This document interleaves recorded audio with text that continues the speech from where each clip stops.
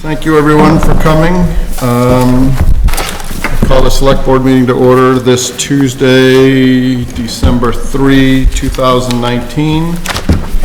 Please, as we do for every meeting, let us stand for the Pledge of Allegiance. Oh, I'm sorry, Bob, are we all set? Sorry. I pledge allegiance to the flag of the United States of America and to the republic for all.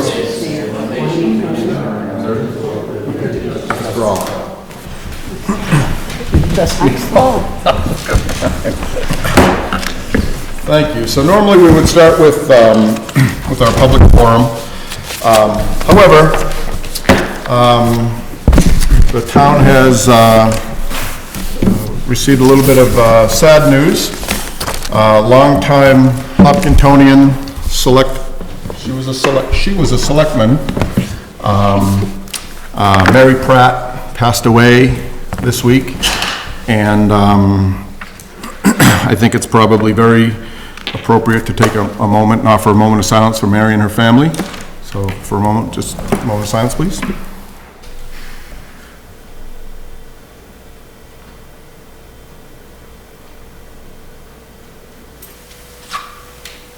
Thank you. So I did speak to Mary's son via text today and told him that I was going to take a moment and just kind of talk about Mary before we got into it, and he was all for it.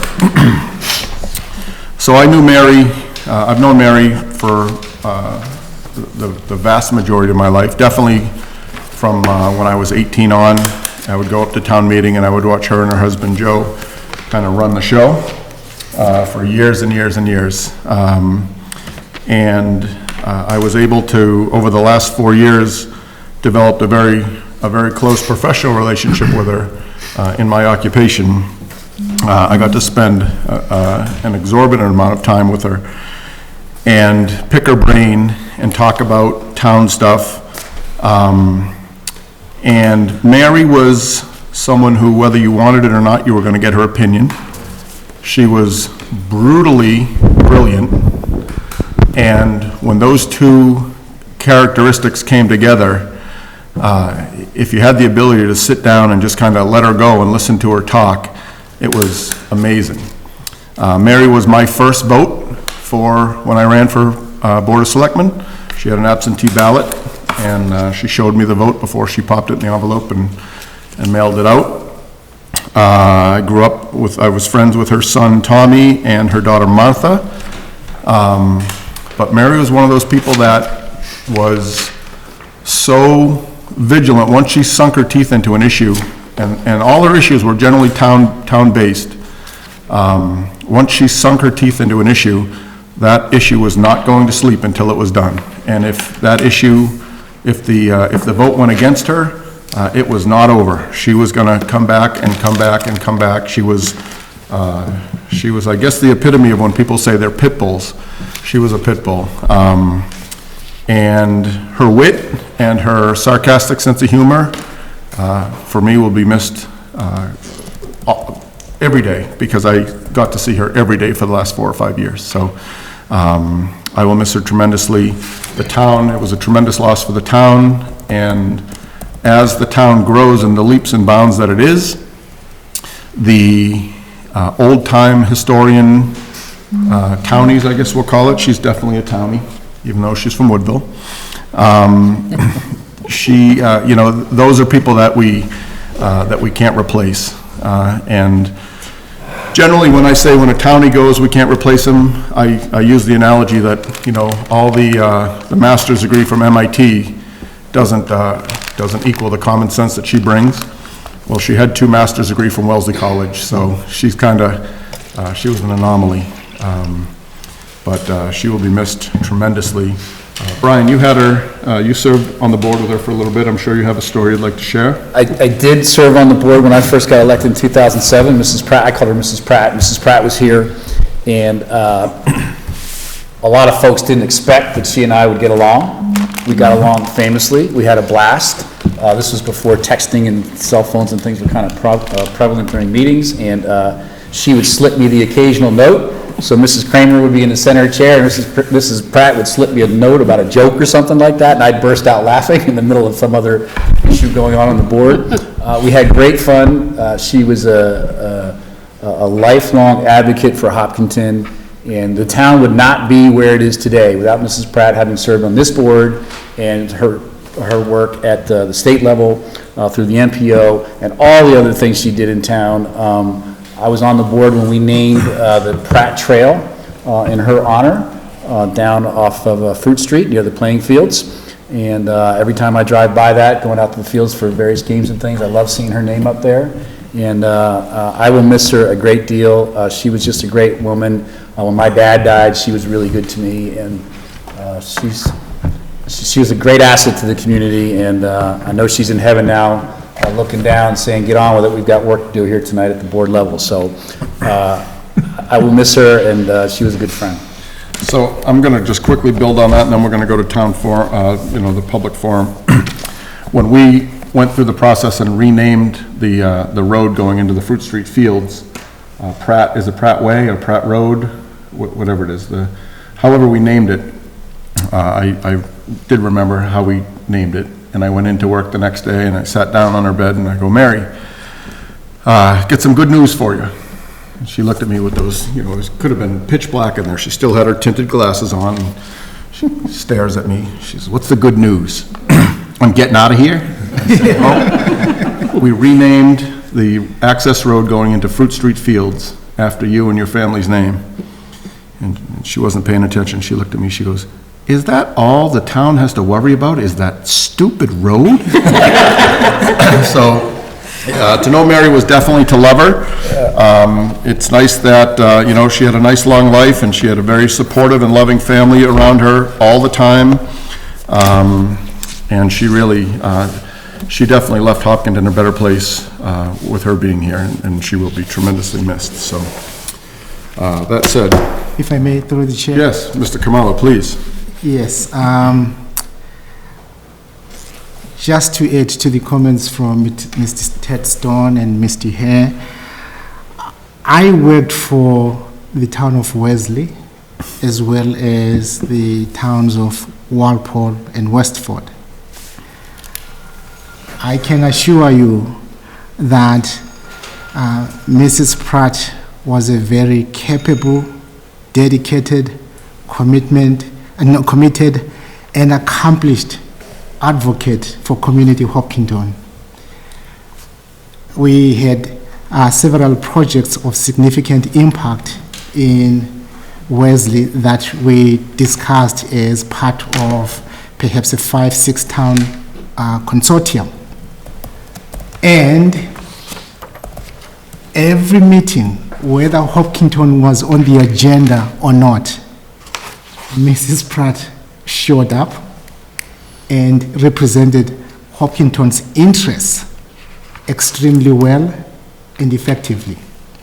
And that's why when I joined the town, I was very thrilled to see that she, although she had come off the board, she volunteered to continue as the town's representative at the MPO as well as MAPC levels. And I can remember multiple trips that she took with John Westerling all the way to Boston to continue to represent and fight for what she believed were the best interests of community Hopkinton. May I? Yep. Just, Mary was a mentor of mine, but I met her through her sister, actually. Her sister was a friend of mine from Natick, Joanne O'Brien, and we found that we had this Natick connection, and it was very nice. But I really got to know Mary through the state agencies that she went to. As a selectman and as someone from Hopkinton, she didn't just stay in Hopkinton. She kept Hopkinton viable in many, many different state agencies and different state projects. And I know we went to Suasco water meetings together, and we would every once in a while meet at 495 Technology Corridor meetings, and because we had 7 towns, so we had a lot of meetings outside of Hopkinton, and that's where I actually worked did more work with Mary than here in town, but we were always friends, and she was just wonderful to know and very dedicated person to Hopkinton. Okay. John? Yeah, I've, you know, it's, what more could be said? You know, Mary, this town is what it is because of her, the work she did on the state level.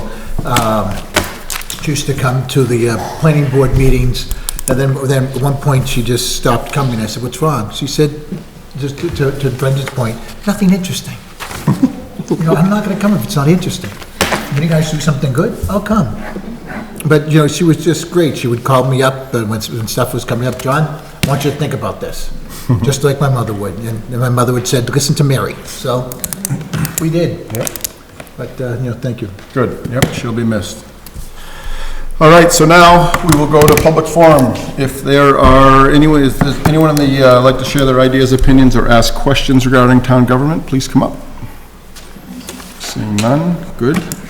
Consent, not good, but okay. I think we have some people kind of squirming in their seats out there. If you're here to speak during public comment, you should walk forward now. There you go.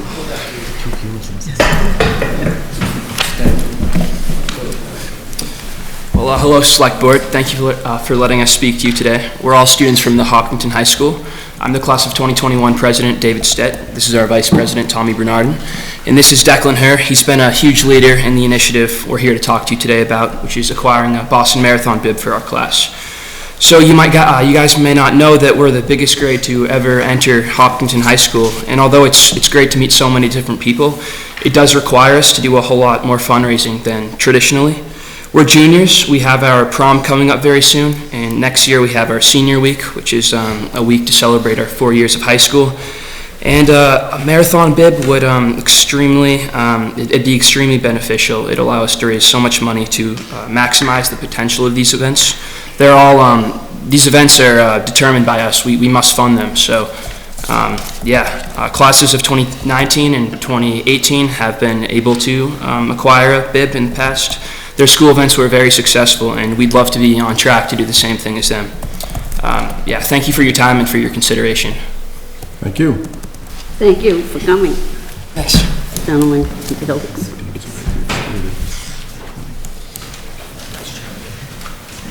Okay. Come on up. A little quicker. We're representatives for BPA and Robotics Club at the high school, and we're just really thankful to the Select Board and to the Boston Athletics Association for their past donations. So in 2017, we got $8,000, and then last year, we got $5,000, and we're just really thankful because that money has really helped our programs grow.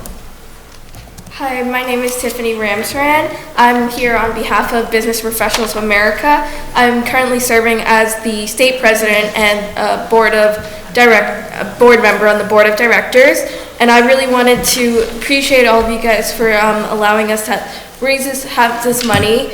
And we're going to be using this towards BPA Nationals, which I know has definitely made an impact on my life as I've attended the last 2 years, and this upcoming year we will be going to Washington, D.C., and this will make a huge impact on giving these kids a better experience and further their careers in business and beyond.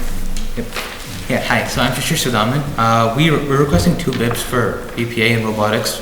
So, as she said, BPA requires funding for nationals, and we require robotics for the Robotics World Championship held in Kentucky. So, last year, 2 teams, 2602H and 26028, 26.2, kind of represented Hopkinton at the world stage. So like we performed really well, and we'd like to have the opportunity to do that again next year. And like we really need funding for parts, and it really costs a lot to go there, travel, hotel, all that stuff. So like the funding really could help a lot.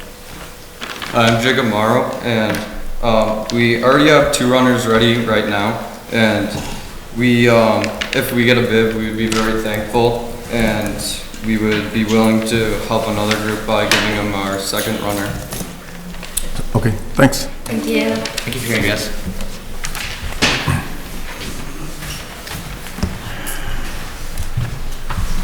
The campaigns. It is. What's up, guys? Hi. First off, I'd like to thank the Boston Athletic Association and the Select Board for letting us speak today. I'm Bharat McCullough, and I'm the Vice President of the Class of 2023, and this is Neil Abraham. He's our treasurer. So we came here today to put in our ticket for a Boston Marathon bib because one of our class advisors, Cheryl Elder, you may know her, she has done this fundraiser in the past, and she's found it very successful for our class, and it'll help us slowly build up to future events like prom and senior week that the junior class talked about before. So as freshmen, we're just arriving, so getting a marathon bib would be a good sum of money, which would really give us a head start for fundraising over the next 4 years. In addition to this, marathon bibs in the past, they help build like a sense of community, which is something that our class and our fellow class officers are really trying to promote. Students will go and support the runner, and people will rally around that one person, which really helps us meet our goal of creating a heightened sense of community and creating a more spirited environment. That's it? Yep. Thank you. Thanks, fellas. What class were you guys that was from? I didn't hear 23. you. Okay, 2020. Yep. All right, come on up. Thank you to the Select Board for allowing me to speak today. My name is Lauren Gaynor, and I am here on behalf of Ron Clark and the National Brain Tumor Society. Brain tumors are the leading cause of cancer-related deaths in children under the age of 19. And the 5-year survival rate of glioblastoma is 5.5%. This is the same disease that took the lives of Senator McCain, Beau Biden, and Ted Kennedy. This is also the same brain tumor that took the life of Hopkinton resident Tracy Clinton after only 9 months. Tracy who? Clinton. Tracy was a parent and best friend to her daughter, Abby, a Boston 2020 hopeful. Abby says that she is determined to make her mother proud in all aspects of her life, especially through the Boston Marathon, not only to run 26.2 miles, but also to raise $10,000 in support of the National Brain Tumor Society. Abby goes on to say that growing up in Hopkinton, Mass., the marathon has always been part of my identity in life. But it was not really until that I had the goal of running it, because I honestly didn't think that I could do it. It's my mom's voice in my head telling me that I can do anything I set my mind to. She had always wanted to run it, so I think if I can help her live that dream, I would be beyond happy. Raising the money for this charity would mean everything to my family, friends, and support system. There's no cause I would feel as passionate to raise money for, knowing that the funds will go to an organization that exists to discover a cure, deliver effective treatments, and advocate for patients and care partners. If I can play even a small role in preventing other families from feeling the pain and effects of a brain tumor on a loved one, I will feel accomplished. We ask for you today to consider giving not only the National Brain Tumor Society a bib to the 2020 Boston Marathon, but to give Abby this opportunity to run this race, this 26.2 miles, in memory of her mother, Hopkinton resident, Tracy Clinton. Thank you very much. Thank you. Thank you.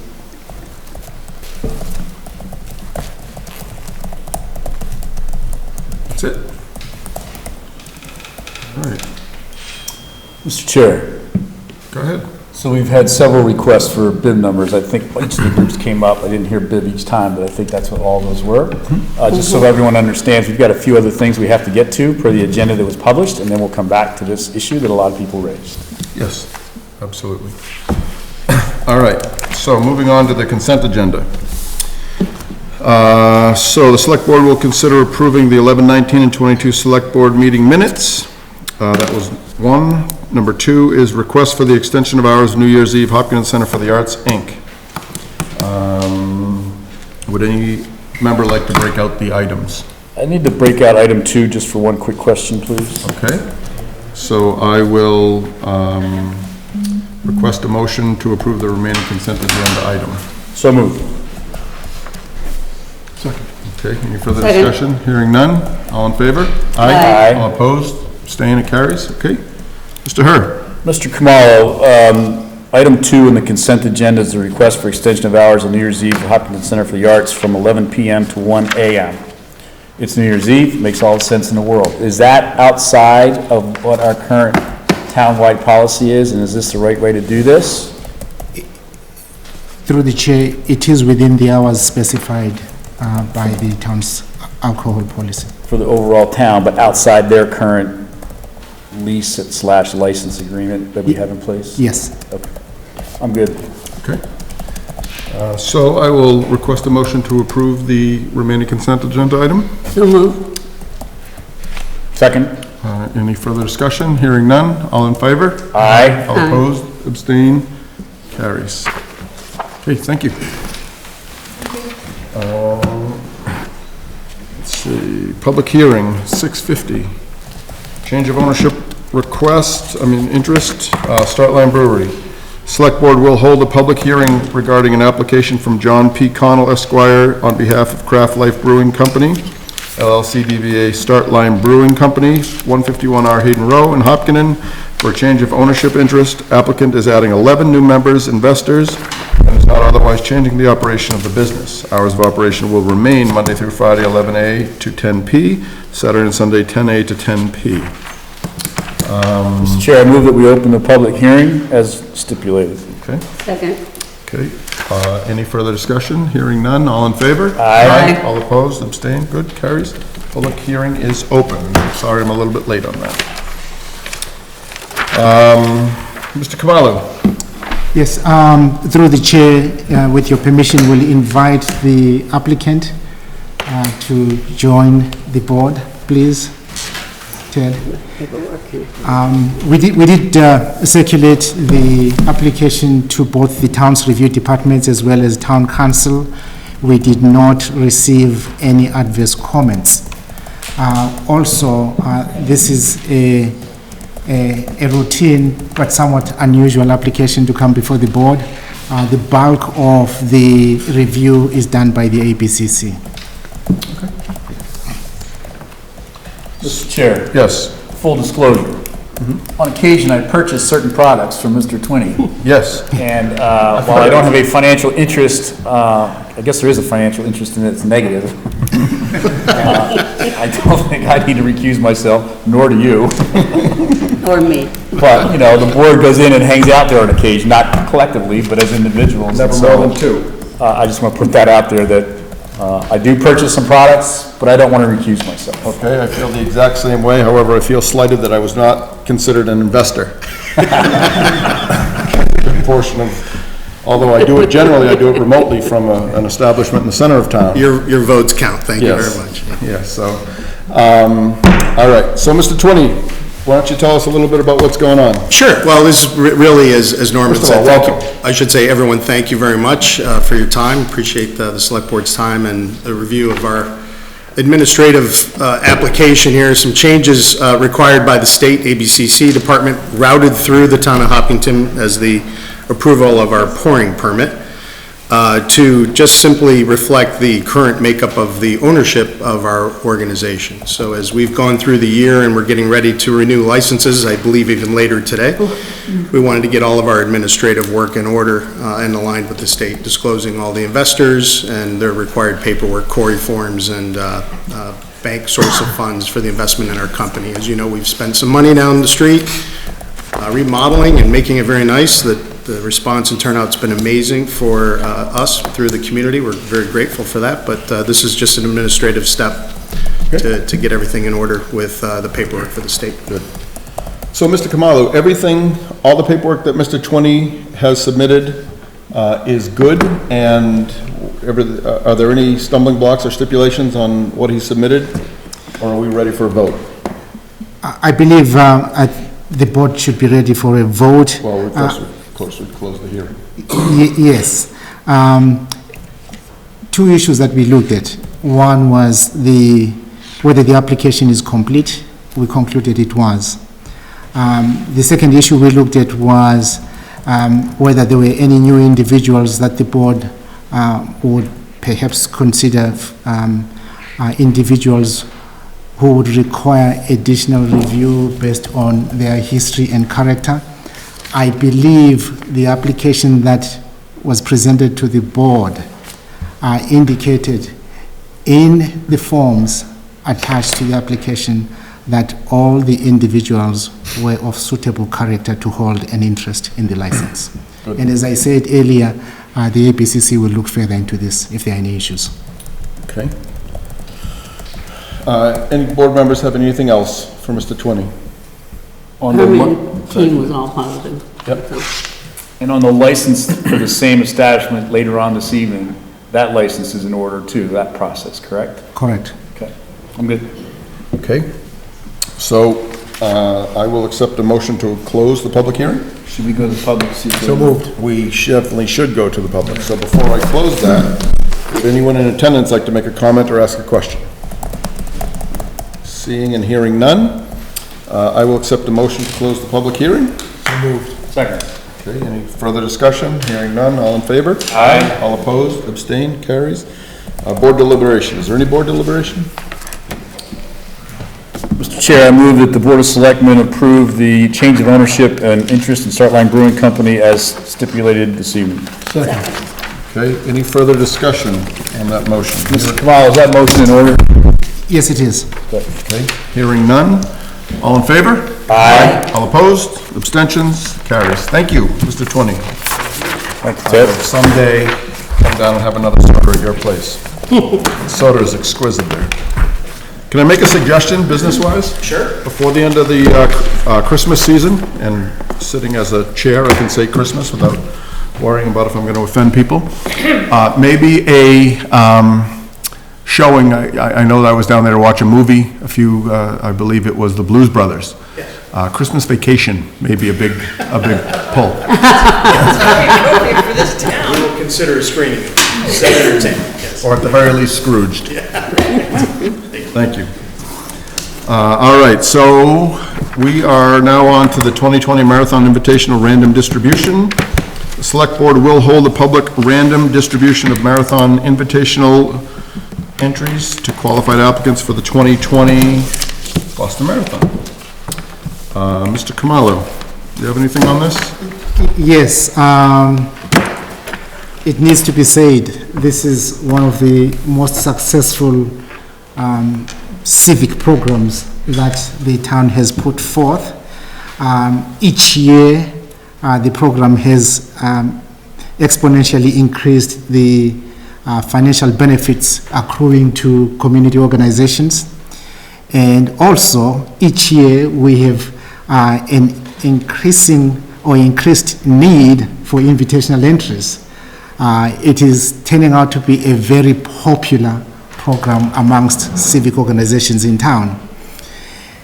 And therefore, not surprisingly, this year we have 38 organizations who have applied for the invitational entries. Based on last year's distribution, 25 out of the 50 invitational entries are earmarked for town departments. And thus, this leaves us with 25 invitational entries that are being sought by 38 organizations. This is not going to be an easy process for the board. However, as the board has done in prior years, this is the opportunity to discuss how you're going to distribute these invitational entries. Thank you, Mr. Kamalo. I will continue, if I may, through the chair. Sure. I will continue, like I do every year, to fight to get as many as possible from the BAA as the liaison.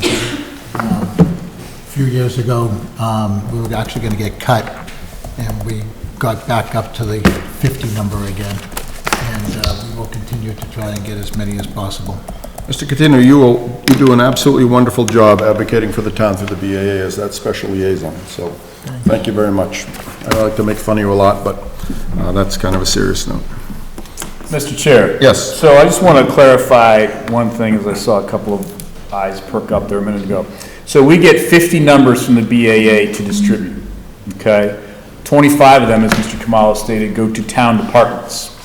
It's not like they go to town departments and then their kids get to run the Boston Marathon or things like that. They go to town departments like police and fire, and police and fire use those numbers to get other volunteers to come in and help us on the day of the marathon. So the numbers are used as part of the management process of the Boston Marathon start line efforts here in Hopkinton. It's not a personal windfall, if you will, for the fire chief. He does not run the Boston Marathon. He gets a bunch of numbers, but he doesn't run it. So they're used for raise to help the town manage this process, which is a huge undertaking, as we all know, living in town each April. So that's where those 25 go. And it's the next 25 that we're going to try and sort out here. So my first question, Mr. Chair, or to Mr. Kamalo, whomever, is how many of the 38 organizations seek and receive numbers from other means that we're aware of? 5. 5. Meaning 5 BIBs or 5 organizations? Or do we don't know? 5 organizations. 5 organizations. Which organizations are they, please? They are,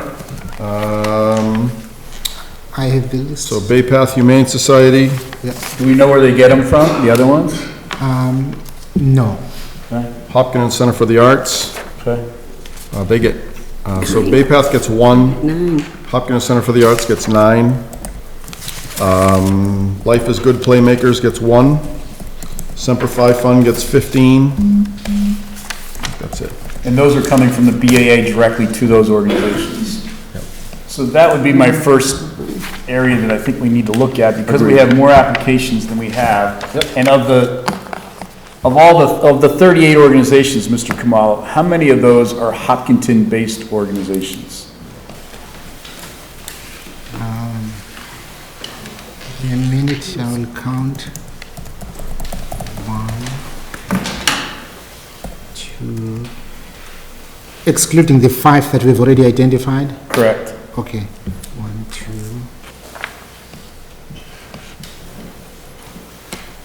I'm just trying to do some basic math here. If we have 38 minus 5, we have 33. Yep. And we're trying to get to 25. Absolutely. 6. Absolutely. But I know there's some really great organizations out there that, while they're not Hopkinton-based, that they're still great organizations. I'm not trying to do that.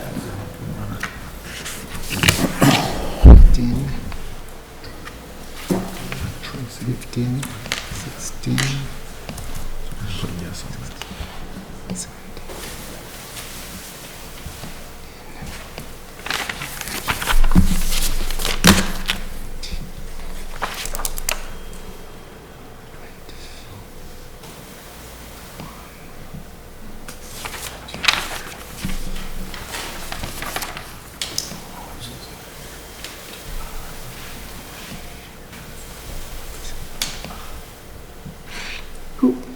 Roughly 27, 8, 2,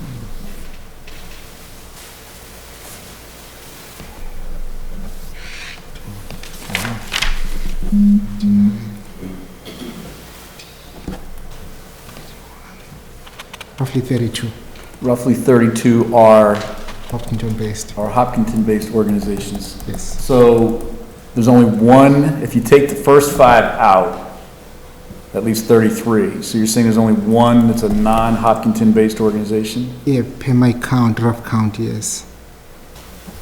Or a Hopkinton Connect, are you counting Connection, or how is it you're looking at that? Specifically, appropriately named a Hopkinton organization. They have Hopkinton in their name. Got it. Which one is the non one? It's the cancer. Yeah, it's the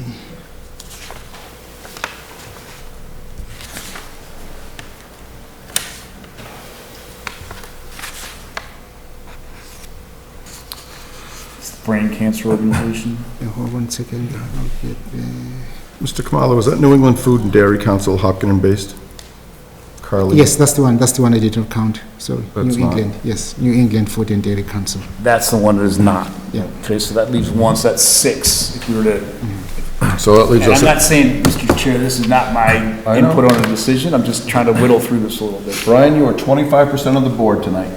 Normally. I know, I'm usually 20, this is a promotion, I'm excited. That's what you get. You get, Practically a heavyweight. all right. So I think we can probably start. So we have a roster in front of us. So I think we can probably start by maybe picking off some of the low-hanging fruit. People that are Hopkinton-based, that have done a good job before, and that have reapplied for a number. I think, first of all, we need to go out and say, there are a lot of agencies, a lot of groups here that have requested more than one number. I think we can all agree that nobody's gonna get more than one number. The people that get their numbers are gonna get no more than one number. Is that agreed through the board? Yes. I agree. Okay, so we'll start there. So I'm gonna look at, let's start going down the list, and I'm gonna look at the organization and we have their history. And these are just on the ones that have, we're not gonna touch the ones that are new this year. So the Live for Evan Incorporated, for example. One bib, $9,400 last year. And they've been doing it since 2014, and they've been very successful. 2017, they had just about $18,000 raised. So I see no reason why we wouldn't substantiate them with a number. Okay? So, Mr. Khumalo, are we gonna go charity by charity and vote yes? Is that how you want it? Almost there. If you give me a couple seconds, I may have an idea to add to Mr. Hare's suggestion. Okay. Just want to confirm the numbers. While you're doing that, Mr. Khumalo, one of my concerns would be, as we look at the organization and their success in the past. Yep. We've got a couple of newer organizations that are the same in the different class, the kids have a different class. So these kids didn't raise the money, but their predecessors did, and so on and so forth. Right. Okay. So the typical value of a Boston Marathon number, and some of you may know, some may not, obviously. I ran the Boston Marathon 30 years raising funds for Dana-Farber Cancer Research. And the average value across the entire charity program for the BAA is about $8,400 now for funds raised per bid. So we don't sell the number, but that's the kind of the expectation of the market for the number, if you will, through the charity program. So it's a big opportunity. It's a big responsibility, though, to live up to that, right? So if you're used to raising $500 for something, the value of the number, if you get one, is $8,400. So keep that in mind as you think through how you're going to raise these things.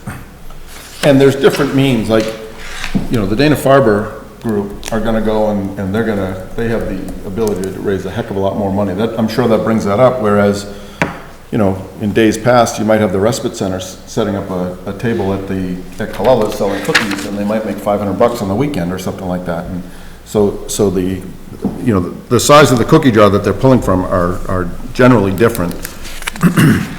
However, I think, as kind of a benchmark, I think it's safe to use, historically, we've used $5,000. That's correct. So I think that what we should do is, we'll start banging out some of this low-hanging fruit. First of all, are we all in agreement that the charities or organizations here that have bibs from another organization would be off the table for us? That's my thought. I think so. Okay. It's just the one that has the Hopkinton runner. The one that has the Hopkinton runner. Is that the Ron Clark one? Yeah. Because, she's running for her mother, and that's, some of these things, They don't have numbers coming from other organizations. Yeah, they actually do. Do they? From the BAA? Yep.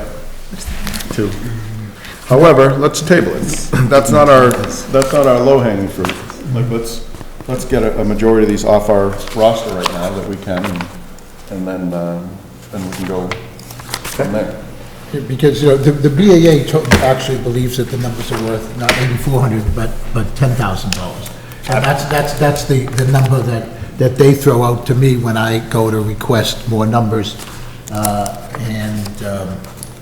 They look at what we raise, and they say, well, there are other organizations that raise more than Hopkinton does. And that's one of the things I have to fight about. So, is the board in agreement that the Live for Evan Incorporated, with their history, that we would be inclined to give them a number? I would be.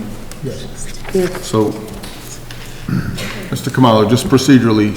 Why don't we just put a straw package together, if you will, and then see what we end up with, you know what I mean? Okay. But not vote it per se. Okay. You still may have to massage a little bit. All right, so I'll do, yeah. Want me to describe? Yeah. Two jobs. You are my total parliamentarian. Liv for Evan is on the straw list. What? Yeah.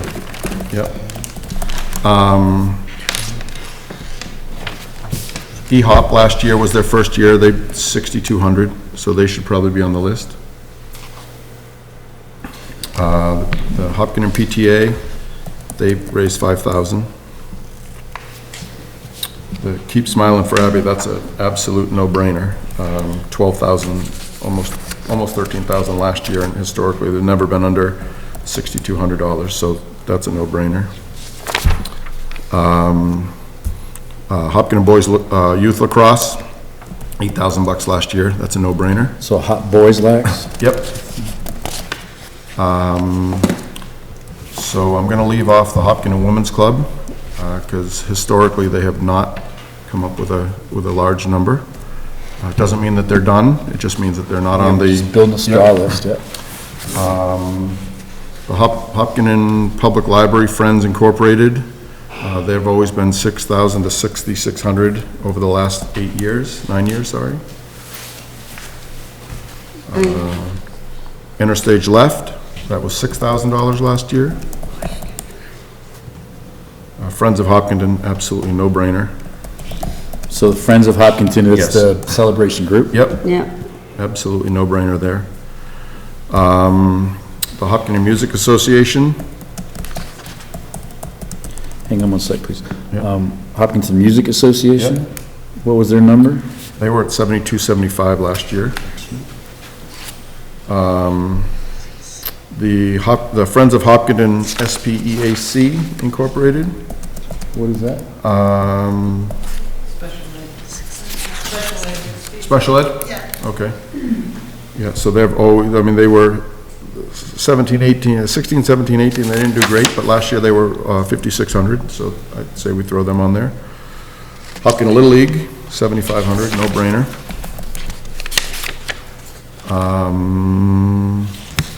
Hopkinen Tax Relief Committee, they're in there at 5,000. Mr. Camarlo, on that one, the Hopkinton Tax Relief Committee, that's a municipal entity, right? Is that correct? Yes, and they serve a very strong purpose in town where over the years we have seen a growing need to access that fund. At staff level, we have also worked with the committee to identify other funding sources for that organization. However, they really need the numbers. But that fund is also funded by, I'm not advocating for or against it, I'm just trying to understand it. But that fund is also supported by taxpayers as well. Well, only voluntarily. Voluntarily. If they can't raise money. Got it. So this is a volunteer fund. Yeah, only if they sign a thing and send Okay. a donation to them. Sharon Timlin, they're good, they were 6,000, 18, 19.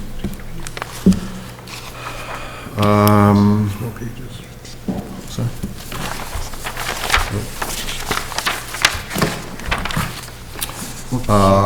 Let's see. The Hopkinton Public Library, they didn't make the 5,000. Yeah, they didn't make the 5,000. I have a question though, there's three, there's like the Friends of the Library, there's Hopkinton Public Library, and then, and Hopkinton Public Library, and this foundation. So there's three separate groups in which the money goes to the library. Okay. I mean, I don't know how you want to do. This one you're not including on the straw list at this point, though? I'm not including that on the straw list. Okay. They did not get to the 5,000.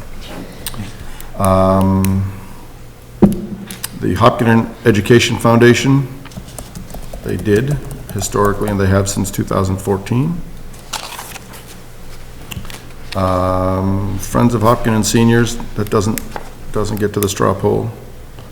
Hopkinen Historical Society does.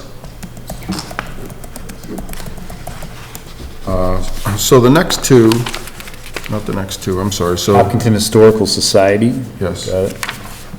So, we've got Project Just Because and Hopkinton Food Pantry, both run by Cheryl Ann Lambert Walsh. I have a feeling that they're similar? Are they, are Cheryl Ann Lambert Walsh here? They're from Project Just Because. Okay. Come on up for just a quick second.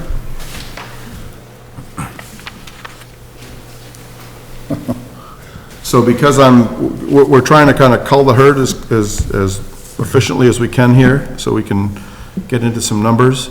Can you tell me what the differentiation is between Hopkinton Food Pantry and Project Just Because?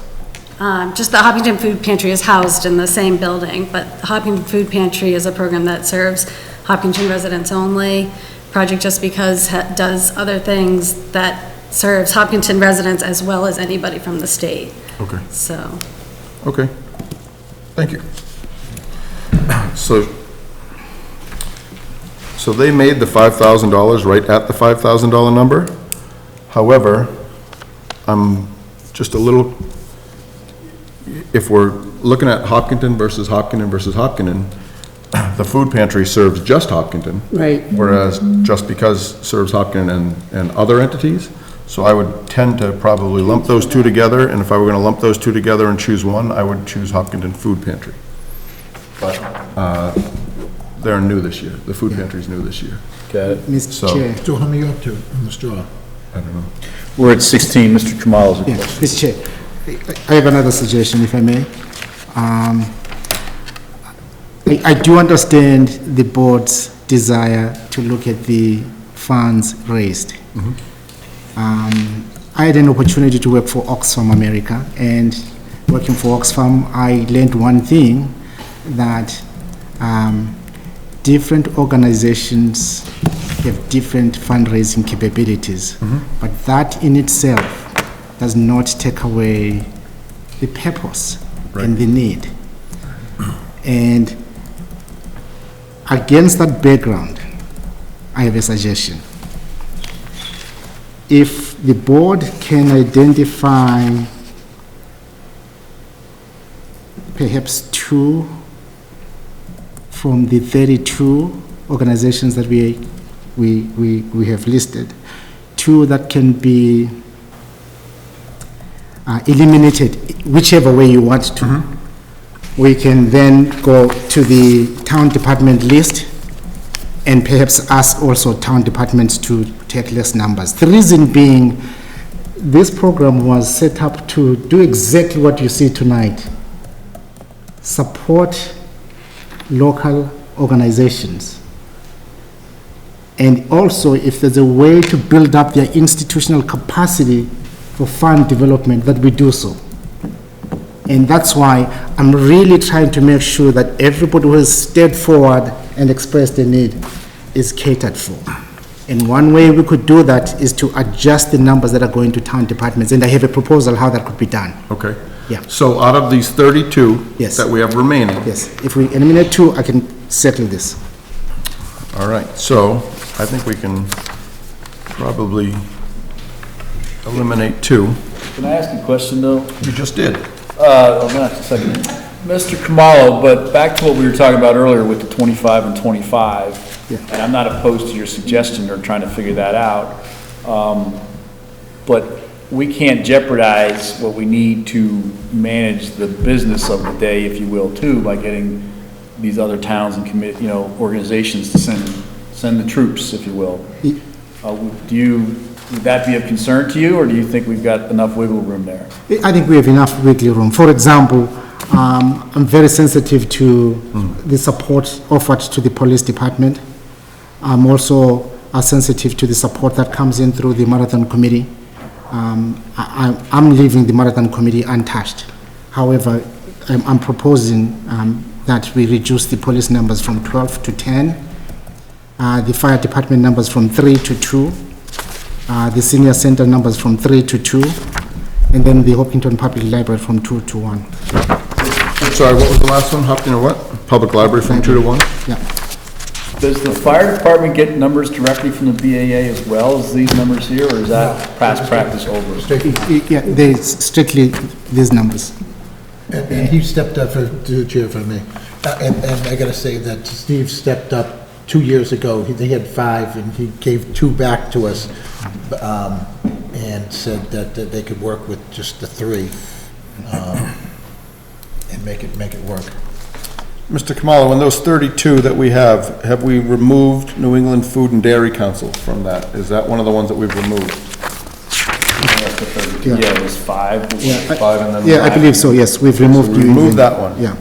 So, just kind of quickly looking at some of these, I suppose if I were inclined to just kind of randomly throw a dart and choose one, I would say we would probably not, I would not say we probably, I would probably hold off on the freshman class this year, getting a number, because they can come back next year and fund their prom or whatever. Why don't we just, look ahead and just say that, we can always give one to the senior class to pay for that senior trip, to pay for the... Well, the junior, so we've given it to the... Oh, the junior class, so put the going into the senior class or something like Yeah, that. so 2018 and 19 have gotten, no, 19 and 20 have gotten them. You guys are 21?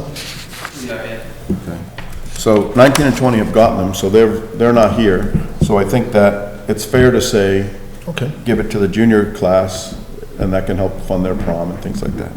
So, I mean, in a perfect world, we'd have, 200 more of these numbers, and it's not to diminish the generosity of the BAA, but in a perfect world, we would say, yes, everyone wants 4, why don't we give everyone 10? But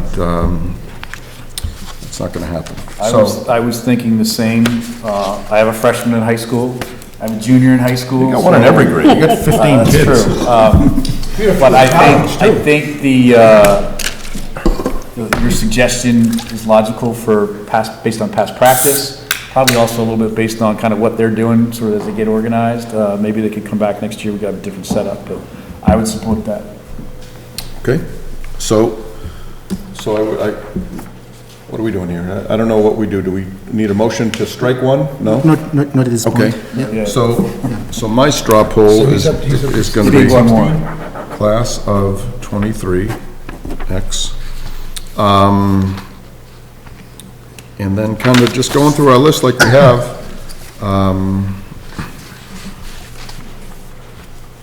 so the Hopkins Public Library Foundation, they're already getting 2 or 1, depending on what we do here. Plus, they've got other charities here, giving to them. I think it's very, I would have a hard time pulling something that doesn't have, like getting rid of one of these organizations that they were only gonna get 1, whereas this is the library's getting more than 1, or actually more than 2. From different angles. Yeah. I know, but they are different entities and different volunteers and Yep, they different are. purpose within the library, but. But they're all under the same umbrella. Yep. So, so that's the, Is anyone from the library or any one of these organizations here? Yeah, let's identify the organizations. It's the Hopkinton Public Library Friends, and we also have Foundation. the Hopkinton Public Library Foundation, And then the public library. and then, And the library gets one through the town department. Well, okay, yes, we cut that from 2 to 1. we still got 1. No, because they were not in our 5 that get numbers from elsewhere. You said there's the library itself, yep, there's the Friends, and there's the foundation. correct. But the library itself also gets one through the other side, correct? They were getting 2, but we're now proposing 1. Is that, okay, this is where it gets confusing. Yeah. Is that the one on this hand, or is that the Town side. town side? Town So they are department getting side. one on this side, so then they should be getting one on this side if we stick to the same concept. Right? I don't see where they're getting one from the They BAA. do. It should have been 6 that were getting a number elsewhere of the 38. If the library is getting a number from the town side, Right. and the library submitted another application to us for these other 25, No, they did not submit another application. well, which group are we talking about now? There are 3 different, yeah, there are 3 Heather's different, here. yes, there are 3 different entities associated with the library that have applied. There's the library department, there's the foundation, and then there's the Friends of the Library. But all the So money there are goes 3 to the different, library. The library department. yes. And then there's the All right, Heather, foundation. you're up. There's the director of the library. Yes, I have turned in an application for 2 bibs. Okay. And the Friends and Foundation also have each turned in their own application for bibs. This is how we've historically done it. Historically, the Friends have gotten a bib, the Foundation has gotten a bib, the library has gotten 2, which we then split between the Friends and Foundation. And I don't know what numbers you were looking at earlier. I just wanted, the bibs that we have been responsible for, that we have given out in the last, this goes back to 6 years, I'm looking at my own application, collectively brought in about a little more than 10,000 last year, a little more than 10,000 the year before that. For how many bibs? For 2 bibs, so it's averaging out to about 5,000. Foundation typically is able to do a little bit more, they have a bigger fundraising apparatus. The Friends are a little more modest, but they still do very well for themselves, they bring a few thousand, so. So, back to my question a minute ago, and I could be the one that's not figuring this out quickly. The library, Heather, Yes, this woman runs the library, has a number from Mr. Kamala already, correct? Correct. And then the foundation and the Friends are seeking other numbers. Correct. As well as Heather submitted another application for 2 additional numbers. No. Okay, that's what I I'm getting submitted a confused. single application for 2 numbers. There's a total of 3. Play right Yes. now for the library.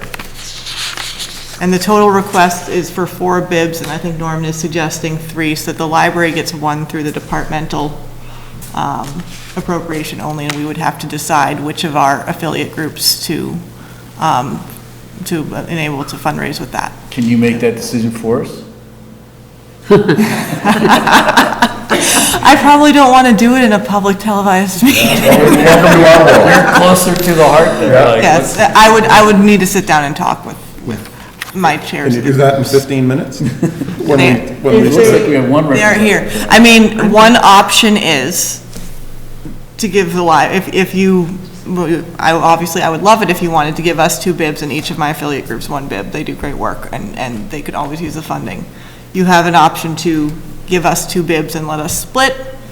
You have an option to give me 1 bib and each of them 1, and then I go figure out behind the scenes which is the best organization, who has the runners lined up.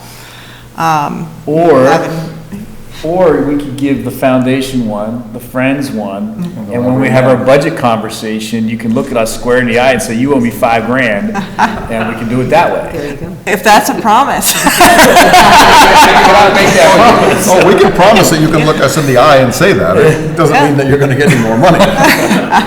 But, I mean, the library is a taxpayer entity, Yeah, right? So it is.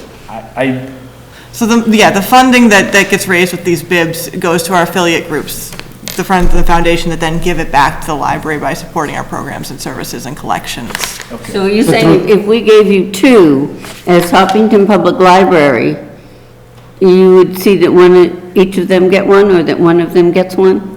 If I had 2 bibs, I would give 1 to each organization So we could cross out equally. both of them and put 2 back on the public library side? Well, I think in terms of exactly. application and public documentation and everything else, we give it to the 2 groups, and we don't give any to the town department and say, we'll talk to you at budget time. But that's just Maybe about Mr. regular Kamalo, budget stuff, it's not who's about a what they master do. negotiator, when he goes to that police department and However- squeezes it from 12 to 10, maybe he goes 12 to 9, you never know. I know, but in Mr. Kamala was 2019, this pretty good entity, negotiator. Foundation, only brought in this much, and, what's the other one? I checked off the other one too. They didn't bring it, they brought it. Last year Yeah, was if- 25 to if- 25. Worked out So great. easy. If I may, through the chair. So, obviously, But she herself- so this mental health collaborative, they're Hopkinen-based. I'm looking at the new ones. Hopkinen Girls Youth Lacrosse, absolutely. Hopkinen Community Partnership, Hopkinen Food Pantry, yes. There's 4. Life is Good Playmakers, they're off because they already got another bib. New England Dairy Council, they're gone. Hopkins, no, they're there, that's there. Would you like us to continue here, or are you good with the No, library? I hang right piece? there for you. May I What's, May I what's, speak quickly for Yes. the Friends, or am I out of order? I'm here representing the Friends of the Library. Okay. And I'm in my 11th year as treasurer. Just quickly, we do 3 fundraisers a year, 2 book sales, the Apple Crisp at Poly Arts. I won't bore you with my entire list, which I was prepared to go down. We support alone 25 museum passes. We've taken over all the passes, even the ones that the McGovern used to cover, which gives Heather that much more money in her budget. Young adult, we, in our budget, have $1,500 a year for. Children's room, $1,000. Those are just the ones that are kind of set in stone. I honestly think, in the 11 years that I've been treasurer, I don't think we've ever turned down a request. Again, I will try not to bore you or take up too much time, but we've bought podiums, we've bought equipment, sound equipment, oh my gosh, the telescope, it goes on and on and on. So I'm just here in defense of the Friends of the Library. We give away more just for museum passes than we've fundraised.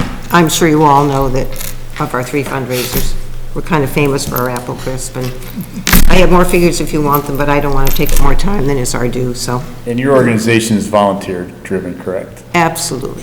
Mr. Chair, I would suggest that the board continue with the 2 organizations that are volunteer-driven, and at the town department that we are obligated, all of us, the community, to support is our library, which is killing it, doing a great job over there. We'll figure other ways out for funding that. Good. I'm good with that. So I would take that out of your list, which gives us the 30, what we need over here. We're good now. 1 each. We were at 32, the library and the, what was the other one that got us to 30?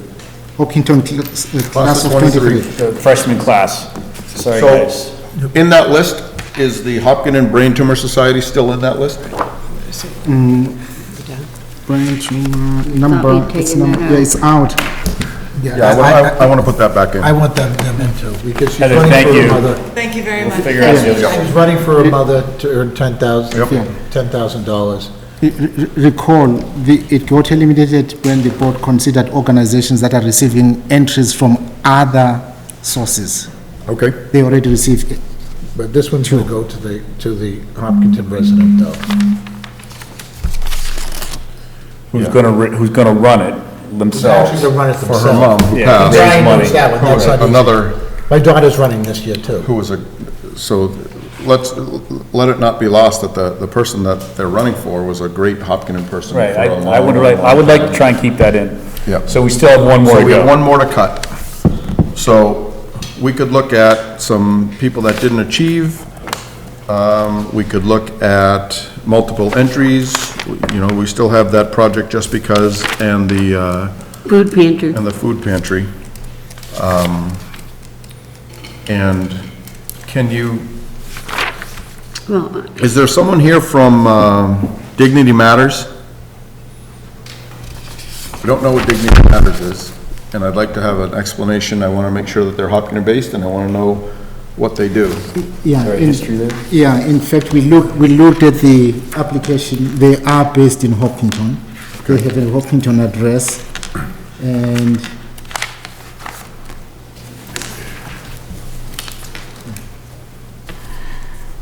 The address. the primary, yeah, it's 14 Colela Farm Road, and the primary contact is Maureen Belger, Yep. Belger. Yep, Does a lot of great stuff in town.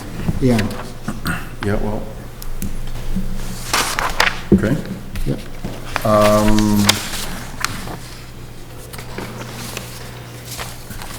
So I'm also looking at numbers 36 and 37. Is Sky's the Limit, Courtyard, Hopkinen Middle School, Alan Keller, Desire to Inspire, Hopkinen Middle School, Alan Keller. he's Do we good. have representation from either or both of those groups here? So Mr. Keller is the principal at the middle school. Okay. yeah. And they've done a lot of work in honor of some students in years past in that courtyard area. And the Desire to Inspire is also another organization within the middle school where the kids kind of promote positive thinking and living and all that, and helping each other out. But that is 2 organizations in a similar entity, meaning HMS. Yep. So, if it were, you know, Yeah, let's go one.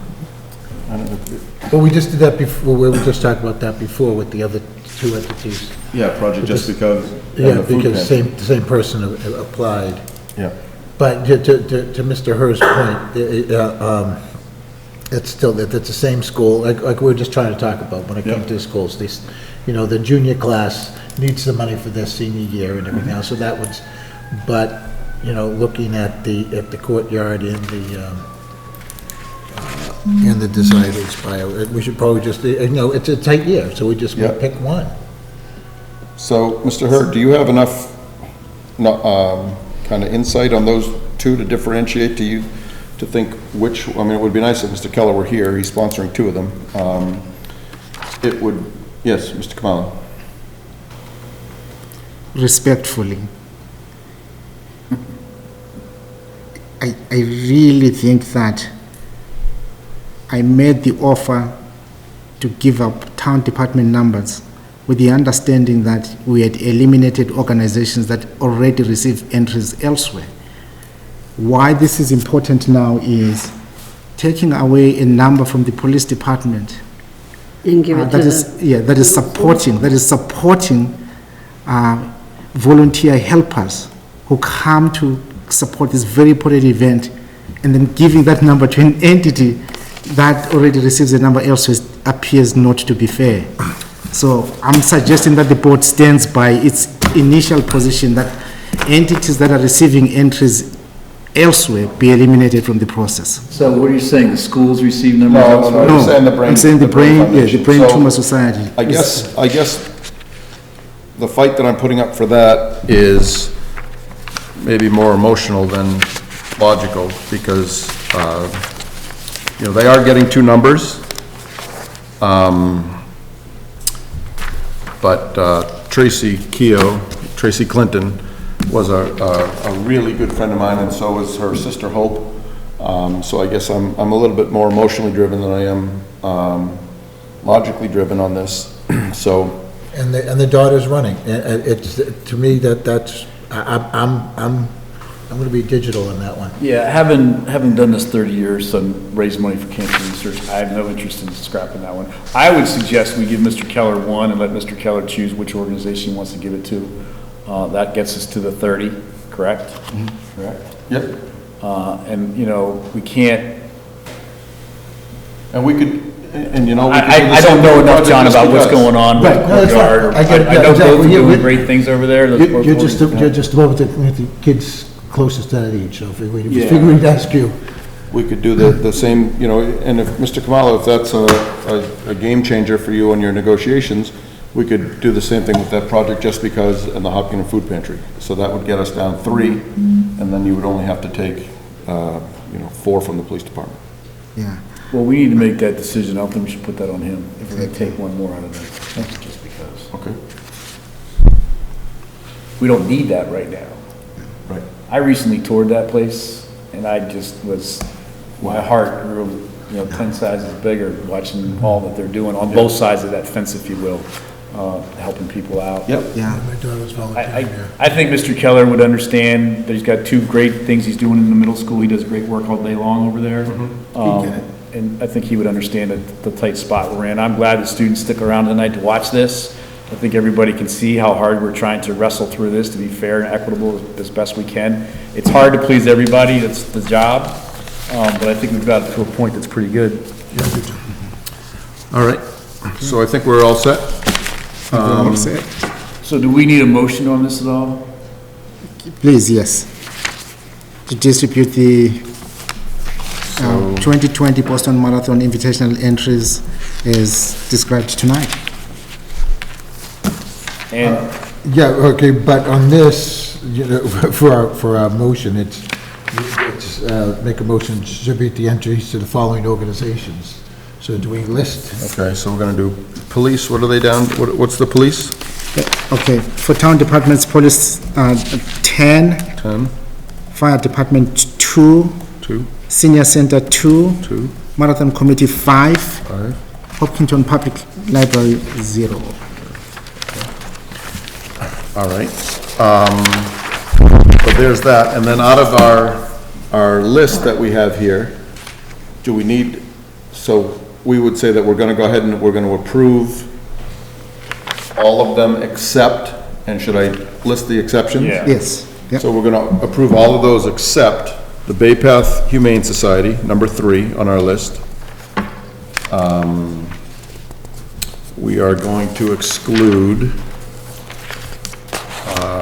what are we gonna do? The food pantry or the just because? No, they're both in. They're both Oh, they're in. both in, okay. Yes. So we're Exclude gonna number 12. exclude, Number 12, number, 12, yeah, my paper's out of line here. Yep, 12, number 12, Hopkins Yeah. Center for the Arts. yeah. Exactly. And then, Let's see, and then number 19, Hopkinton High School, class of 2023. yep, they're excluded. Yeah. And then Life is Good Playmakers, What number is that? number 29. Okay, yep. New England Food and Dairy Council, number 30. Yes. Sampa, Sampa Phi, Semper Fi, number 35. 35. One of Mr. Keller's. Yeah. So should we choose one, or? No, So he'll choose it? Mr. Keller will choose between 36 and 37? Or do we have to choose that? Yeah, I think we have to choose. It's We have to only choose? fair. Yeah. I don't think we should choose that. Okay. Just, we, Can we one of table those it? will be eliminated. yeah. The motion can say one of those will be eliminated. Let me check with Elaine. Administratively, he applied for both. So it's appropriate for him to choose. Or he could split it between the two. Yeah, exactly. He can split it between the two, he can choose one of the two. He's gonna get one of those. He gets one, yeah. So we're down, I got 7, Mr. Chair, there's one more that we need to take him out here. Let's see. That's good, we did that one.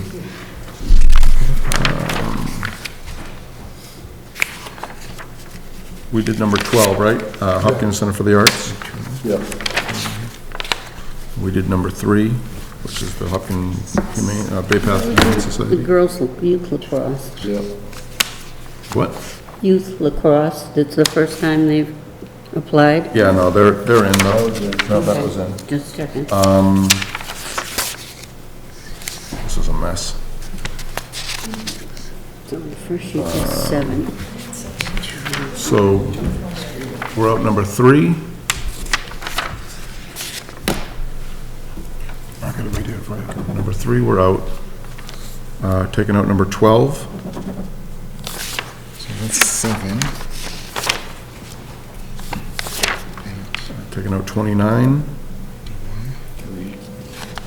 Taking out 35. Taking out one of Mr. Keller's. Taking out class of 23. 6. Took out Friends of the Seniors, right? We did not take out Friends of the Seniors. We took out the, One more to take out. there was another one that we took out. The New England Food and Dairy, because that was out of town. that was out of the first list. That was, okay. Oh, no, that would still count. Because of 30, Oh, yeah. no, we're done. Wait a minute, let me see that. We took out 1, we had 7, we had to get to 8 because Mr. Kamala was, we didn't have to get to 8, we only got to get, it was 31 because Mr. Kamala took the library out over here. So that's why it's only 7 coming out here, so we had the right list. And then 1 over there makes 8, so 38 to 30. Okay. Right, so you took out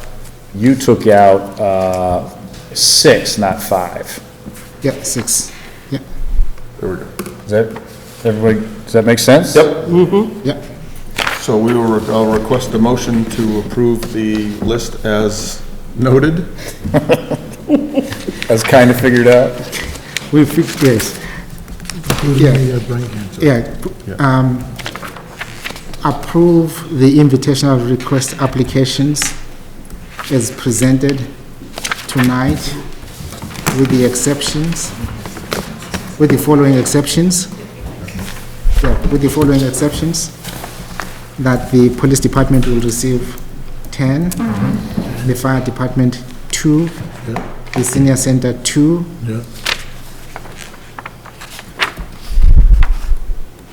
the Hopkinton Public Library 0, and the following will be eliminated from the local civic organizations: Bay Path Humane Society, Hopkinton Center for the Arts,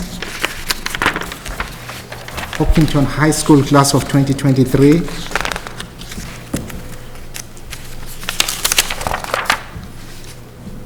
Life is Good Playmakers, New England Food and Dairy Council, Semper Fi Fund, and Alan Keller will receive only one on behalf of the Sky is the Limit Courtyard or the Desire, and/or the Desire to Inspire Hopkinton Middle School. So moved. Second. Hearing any further discussion? Hearing none? Oh, wait. Is there anyone in the audience that would like to have a bite at the apple here and have a talk with us? Thank you. Sure. So, At the microphone. It's the class of 2023. could you please state why you would give a bib to the junior class rather than the freshman class? So the junior class will get their bib because they'll use these funds to fund they've made it from their freshman and sophomore year. They're at juniors now, so they'll use it to fund their prom. This gives you guys, in 2 more years, you'll be able to come up and apply for it to help you with your prom. So ultimately, the money would go to the same thing. So could you unless you could guarantee that within the next 2 years that you'd give us a bib, I don't see the reasoning for why we couldn't get one this year. Okay, thank you. I can't guarantee anything. I probably am not gonna be here in 2 years. So. I know one of us definitely Yeah. will not be here in 2 years. Yeah, so I can't guarantee anything. It's a fair question, but Yep, it is what it is. and I would get into a law school degree as quickly as you can, because that was a pretty well-put question. Thank you. Yeah, but denied. Good question. Yeah, awesome, thank you. Kid's a freshman. I wouldn't do that till I was a sophomore. Good. All right, so we're all set here? The meeting is over. Yeah, I wish the meeting was over. Aye. All right, so we're good. Thank Thank you, everybody, for your, thank you. Let's vote. So, hearing no further discussion, all in favor? Aye. All opposed? Abstain? Carries. Thank you. And to the class of 23, I'm the Ted Stone on Chamberlain Street. They're not like you. They're not gonna go 80 right now. That was Yeah, good. that's one of those no good Vigos on Hunter. I want that kid. All right, so we are way behind the 8 ball here. Yeah, that took an hour. Moving forward, so we're gonna do the license renewals. Oh, that's another long one. But we can do this pretty easily. Yeah, we are gonna do it pretty easily. Because this year, if I may through the chair. Yes, you may. Mr. Kamalo and Ms. Lazarus, this year, I've been here this will be my 6th one, and there's always been contingencies. And I gotta say, what a great job you did this year of pulling these in. And I don't see contingencies under any of them.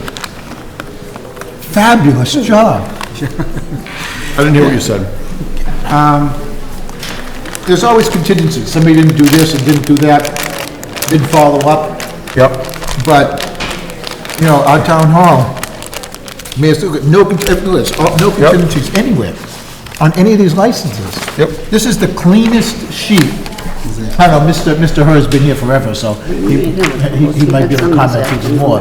But in the 6 years, this is the first time that we've had absolutely clean sheet, every single entity coming through. Great. Wow, thanks. Yeah, and through the chair, credit goes to Maria Glenn from the office. She is the one who's coordinating this process. reaching early in the process to the licensees, as well as working collaboratively with the inspectional teams to make sure that the inspections happen. We're also mindful of the board's desire to be efficient in the process. There are still perhaps 8 more outstanding license renewals that I'm sorry, I missed that. Can you say it one more time? Yeah, there are 8 outstanding license renewals that we'll bring to the next meeting. Yeah, because there's one on here that I'm not seeing that I always have an interest in. So, as long as these are good and that one license is not in here, we can go ahead and unilaterally approve those. Is that correct? So, Well, I'll go name them if you want me to do that. Yeah. You know, just so we can have it on the record. If you'd like. Mr. Chair, if I could, please. You may. Before Mr. Catino names all the licenses that we feel are in order, is that a fair statement, Mr. Kamalo? Correct. There's no outstanding issues. Correct. You know, the licenses for these businesses are very important to the town. And without these licenses and the others that will get cleaned up here in the next couple of weeks, a lot of the services that we have in town, we wouldn't be able to access. So I'm a big believer in supporting our businesses whenever we can, and I think the Board of Selectmen or the Select Board does that routinely, and will continue to do that. And we rarely have issues with licenses. We certainly don't seek issues with licenses. And we hope all the license holders understand how much the town is behind them in their business ventures. And certainly, we appreciate all the support they provide to the town as well to make everything work seamlessly during this process. It's not easy for us, the town and the staff, and Maria in particular, to go through all this and do all this work. The town goes out of its way as best it can to sometimes hold the hand of certain license holders to help them get through the process if they're newer to the game, if you will. But at the end of the day, you know, the town supports our businesses as much as we can. We look forward to more businesses coming to town. We've got a couple of spots where rentals could be entered into, and we certainly encourage people to come because we will support them any way we can, and we ask that they support us back as well. Thank you. Nicely said. So, Mr. Chair, I'd like to make a motion to approve all alcoholic beverage licenses for the following. Bill's Pizzeria, Woodville Rod and Gun Club, Zio's Quattro, Co Restaurant, 110 Grill, Carboni's Restaurant, Scanlon LLC, Cornell's Irish Pub, Dynasty, Hopkinton Country Club, Pan Thai Restaurant. So moved. Any further discussion? If I may, through the chair, if Mr. Coutinho is willing to adjust his motion, instead of alcohol licenses, perhaps you say all the licenses as listed in the handout distributed, dated December 3rd, 2019. Absolutely, Mr. I think you read it, I moved it, right? Right. So, yeah, that's in my motion. Yep. And I'll second it. Okay, no further discussion. All in favor? Aye. All opposed? Abstentions? It carries. Thank you. Okay, I'd like to make the motion for a farmer's market pouring permit for Craftline Breweries or Startline Brewery. And that's the only one. So moved. Second. You made that motion. I made the motion. You just Second. Okay. Any further discussion? Hearing none, all in favor? Aye. All opposed? Abstention? I'll make a motion to approve the following wine and malt beverage licenses. There's only one, The Spoon. Second. Again, Oh, yeah, all the licenses as written in the handout document, sorry. Okay. Is that seconded? Yeah, I second it. Okay, any further discussion? Hearing none, all in favor? Aye. All Okay. opposed? The following all alcohol as well as... Abstentions, and it carries. Yes, Okay. sorry. This is for all alcohol beverages package store, as well as any other licenses required in the handout document. Old Town Liquors, Hopkinton Wine and Spirits, and Marty's Liquors. Did you make a motion? Made the motion, yes. Second. Okay, any further discussion? Hearing none, all in favor? Aye. All opposed? Abstentions, and it carries. Okay, the following wine and malt beverages, as well as any additional licenses on the document. Where are we at there? We're on number 5. I made a motion for all wine and malt, and it's Hopkinton Mobile, and that's the only one. Okay. Second. Okay, any further discussion? Hearing none, all in favor? Aye. Aye. Opposed, abstentions, it carries. I'd like to make a motion for the common victual licenses for, and as well as any additional licenses on the handout for ARA Mark, for, which is on South Street, Aramark, and South Street. There's several of them, 171, 176, 228, 42. and 42. And Red Barn Coffee at Angels, Hopkinton Dunkin' Donuts, the Dunkin' Donuts on South Street, Muffin House, the Spoonery, Subway, Starbucks Coffee on West Main Street, and Price Chopper Starbucks, the number 231, and that's it. Second. Okay, any further discussion? Hearing none, all in favor? Aye. All opposed, abstention, okay, it carries. I'd like to make a motion for the license of purchase and sale of motor vehicles, as well as any licenses listed in the handout for Bulldog Fire Apparatus, Hoptown Auto Sales, Main Street Service Center, Whitehall Auto Sales, and WSAB Enterprises. Second. Any further discussion? Hearing none, all in favor? Aye. All opposed, abstention, it carries. Okay, I'd like to make a motion for a municipal street license, and any other additional licenses required in the handout for the Metro West Regional Transit Authority. Second. Any further discussion? Hearing none. All in favor? Aye. All opposed? Abstain. Okay, As a member of that board, I don't want to vote twice. so Okay. 3-1. And as and for the final one, I'd like to make a motion for a livery license for Able Limousine. Okay. Second. Any further discussion? Hearing none, all in favor? Aye. All opposed? Abstentions?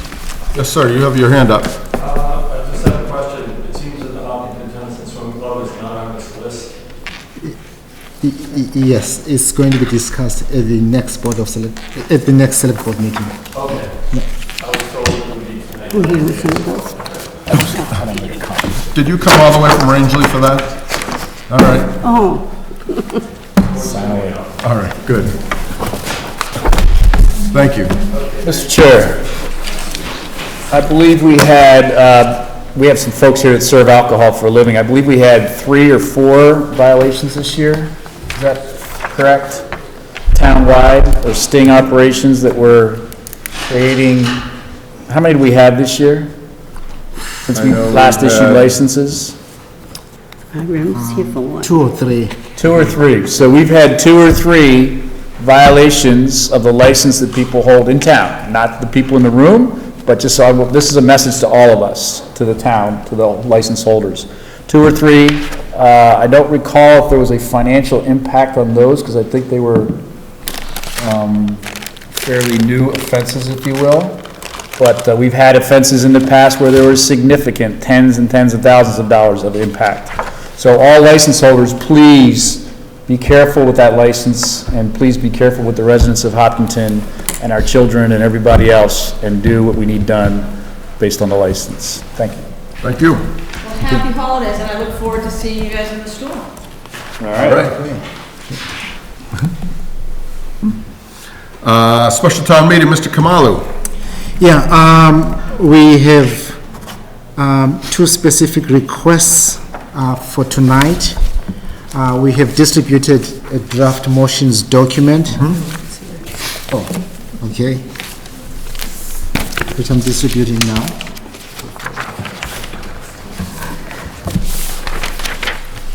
And also for members of the public.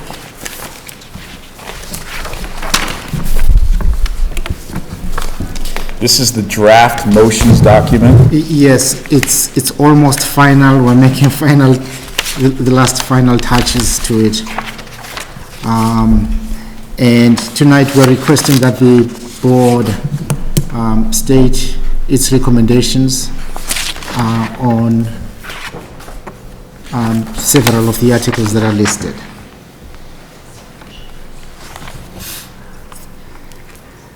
The first one being,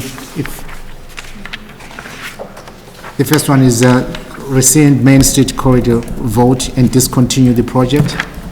It's Article 1.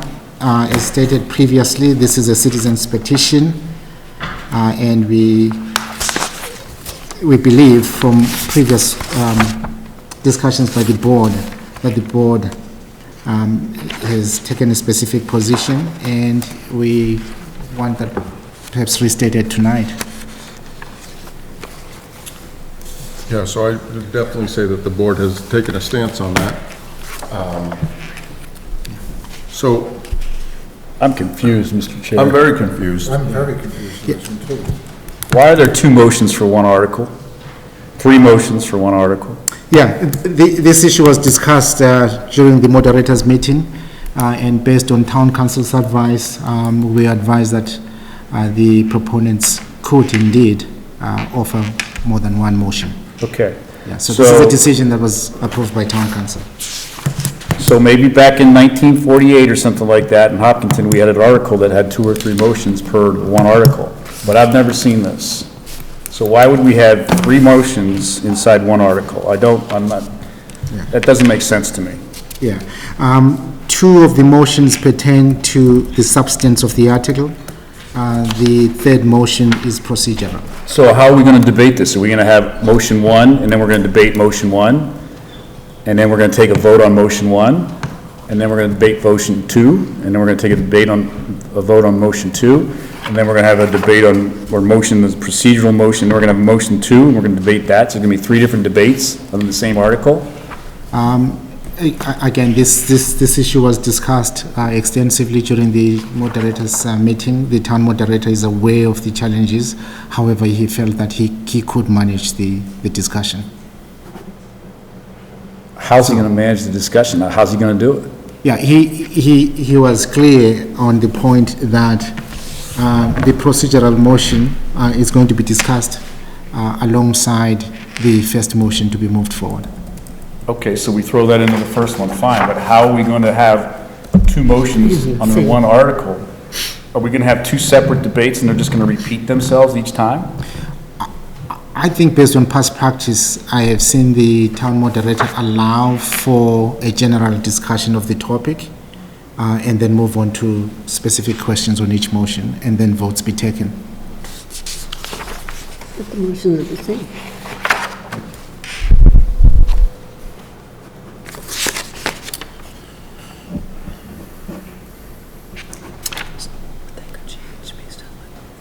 Yes. Yeah, and again, as I stated earlier, these motions are still in draft form. We received indication from the petitioners that they may revise these motions further. They may advise what? They may revise, they may make additional revisions to the motions. So I don't have a well, I shouldn't say that. The motions, the topic, okay, is why we're going to special town meeting. That's one thing.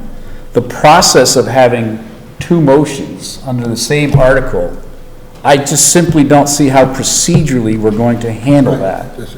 Forget what the motion says from, I don't care if they change the motions a little bit, that's fine, but they have multiple motions.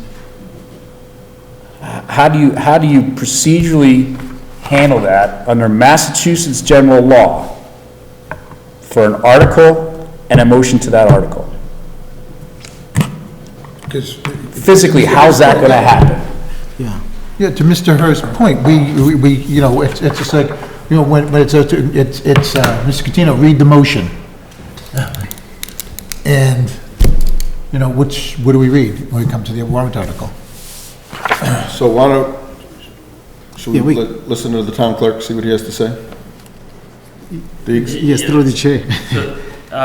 Through you, Mr. Chair. To the comment of just asking about how do we procedurally do this and make this work. One example that shows it's not entirely unprecedented due to the fact that they did separate initially in their petition and through their motion two separate parts of their article, is that we do often with articles like CPC recommendations, break them out for the different letters that are recommended so that we can vote on them separately. If one might be more controversial, we don't want to put the whole thing, all our eggs in one basket, so to speak. So it wouldn't be completely unprecedented to do it. I mean, it would still be, it's the only difference of it is they're putting it in their initial motions rather than someone's proposing an amendment to it later. I can see the letter format that you described. That's more in line with what I've seen the precedent be in town meeting in my 20 years doing it. But just the individual different motions, to me, it's just going to be, personally, I think it's going to be very confusing. I'm not sure how we got to this point in this piece of this puzzle, but I guess we'll wait and see. If I may, through the chair, to your last comment, Mr. Hare, we got to this point after the realization that the first part of the article, or the petition article, could be acted upon. However, our town council advised that the second part of the petition was somewhat problematic because the legislative board cannot direct the executive arm of government on what to do. And I think that may have been the driver behind the separation. So I'm a little confused by that. So you're saying that the petition that created the article, or then the article itself, so let's just go to the article because we're past the petition. The article, which was posted in the warrant, which was one article that had a couple of parts to it. Yeah. You're saying the second half of that part is what? You said problematic. That's yeah. There was yes, problematic in the sense that town meeting cannot, per town council, cannot direct the select board, cannot order the select board. So who cannot? Town meeting. Town meeting cannot order the select board. Okay. Yeah, it's a situation of you're the chief executive of town, and the legislative authority cannot order the executive branch what to do. They can advise and they can make budgets and they can, give all the tools to the executive branch to execute, but not necessarily order them to take certain actions. so it's not. So it's not in order then. The article's not in order. The conclusion made yesterday by town council was that whilst town meeting cannot order the select board to perform certain activities, discussing the issue was in order.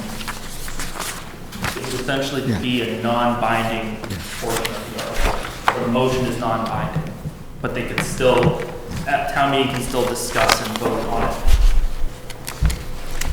So we can debate at town meeting for a couple of hours of everybody's time. I'm not pointing at you, Connor, I'm just. I know. We can debate at town meeting for a couple of hours, because we don't do much for less than a couple of hours, this particular motion, and it would be a non-binding motion, so what's the point? I believe the town moderator will manage that issue. Good luck to him.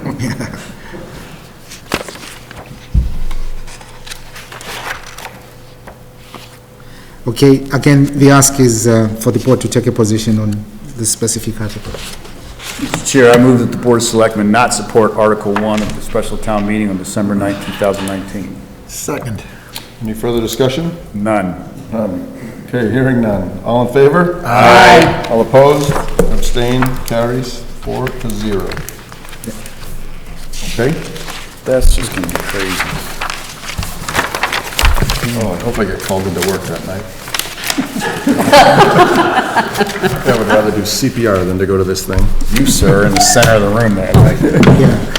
Article number 2, that's for the Hopkinton High School expansion, engineering and design services, specifically moving that the town vote to transfer the sums of $300,000 from the School Department Stabilization Fund established under Article 15, Paragraph 1 of the 2019 Annual Town Meeting, and $200,000 from the unexpended appropriation made under Article 15, Paragraph 4 of the 2019 Annual Town Meeting, for a total of $500,000 to be used for the purposes of the engineering and design services for the additional classrooms at the Hopkinton High School.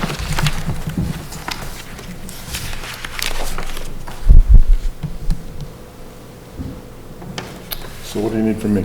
So in effect, this is an action for this year's, this will proceed immediately after special town meeting, because this is this year's money being moved to fund this, correct? Correct. Right. Yes. Mr. Chair, I move that the Board of Selectmen support. Oh, hold up. Come on up. Jump in. Quickly. So that, just to let you know, there was a motion on the table to support this. So if you want to talk about it. The motion on the table is to support this, but if you want to expound on it. We love that you are so supportive, as always, and I know there's a lot of work that's going on in coming up with the motions in particular. The second motion is something that we were wondering if, it's required. We are of the opinion that the $200,000 was already appropriated at the Maytown meeting. So we don't need the $200,000, it's the $300,000 that we require to be transferred. Is that true, Mr. Kamalo? I believe, yes, there was a question asked earlier by Dr. Kavanaugh. There was a response from Town Council. Town Council opined that after careful review of the motion that was approved at the annual town meeting, he would advise that we move the motion as described. I see. It's a perfect timing. We were at the CIC earlier. Is it okay if Dr. Kavanaugh also joins us? Absolutely, yeah. Thank you. We could get another chair, perhaps. Thank you. Right. So I'm a little confused, Mr. Chair. Is this 200 grand in or out, Mr. Kamal? It's in based on Town Council's advice. He looked carefully at the language and felt that the town is in an advantageous position if there's a specific vote by town meeting authorizing the use of these funds for the purposes described tonight. I'm trying to bring up his exact email where he felt that the annual town meeting vote, the annual town meeting vote limited use of the appropriated money to pay school department costs related in whole or in significant part as reasonably determined by the school committee to impacts on the Hopkinton Public Schools resulting from enrollment by residents of legacy farms. If challenged, I am not completely confident that a school committee decision to spend money on a feasibility study would be deemed reasonably determined to result from enrollment by residents of legacy farms. My confidence is much higher if the town meeting has expressly endorsed the decision. Meaning if we leave the 200 grand in this motion, yes, it's better off. Yeah. We're moving, basically. So I would take issue with town council that the legacy development hasn't triggered some of this need for this money to go over there. But if this is a safety net to make sure we still get the 200 grand over there, I would encourage the school committee just to leave it in the motion. It's not gonna hurt you at all. So essentially, town council is suggesting that because it says in whole or in part, because of the growth due to legacy farms, that maybe a feasibility study doesn't quite fit that definition. Therefore, it may warrant a second look by town meeting? I don't know about that, but it can't hurt, and I don't think it's gonna change the outcome of this scenario at all. I agree with you. I don't think it's going to change the outcome. I mean, originally it was put under the purview of the school committee, but I understand his position that a feasibility study may or may not. I mean, I think that it's sort of one step away, if that makes sense. Like, we're adding 6 classrooms because of enrollment growth, and Legacy Farms is in fact part of the enrollment growth.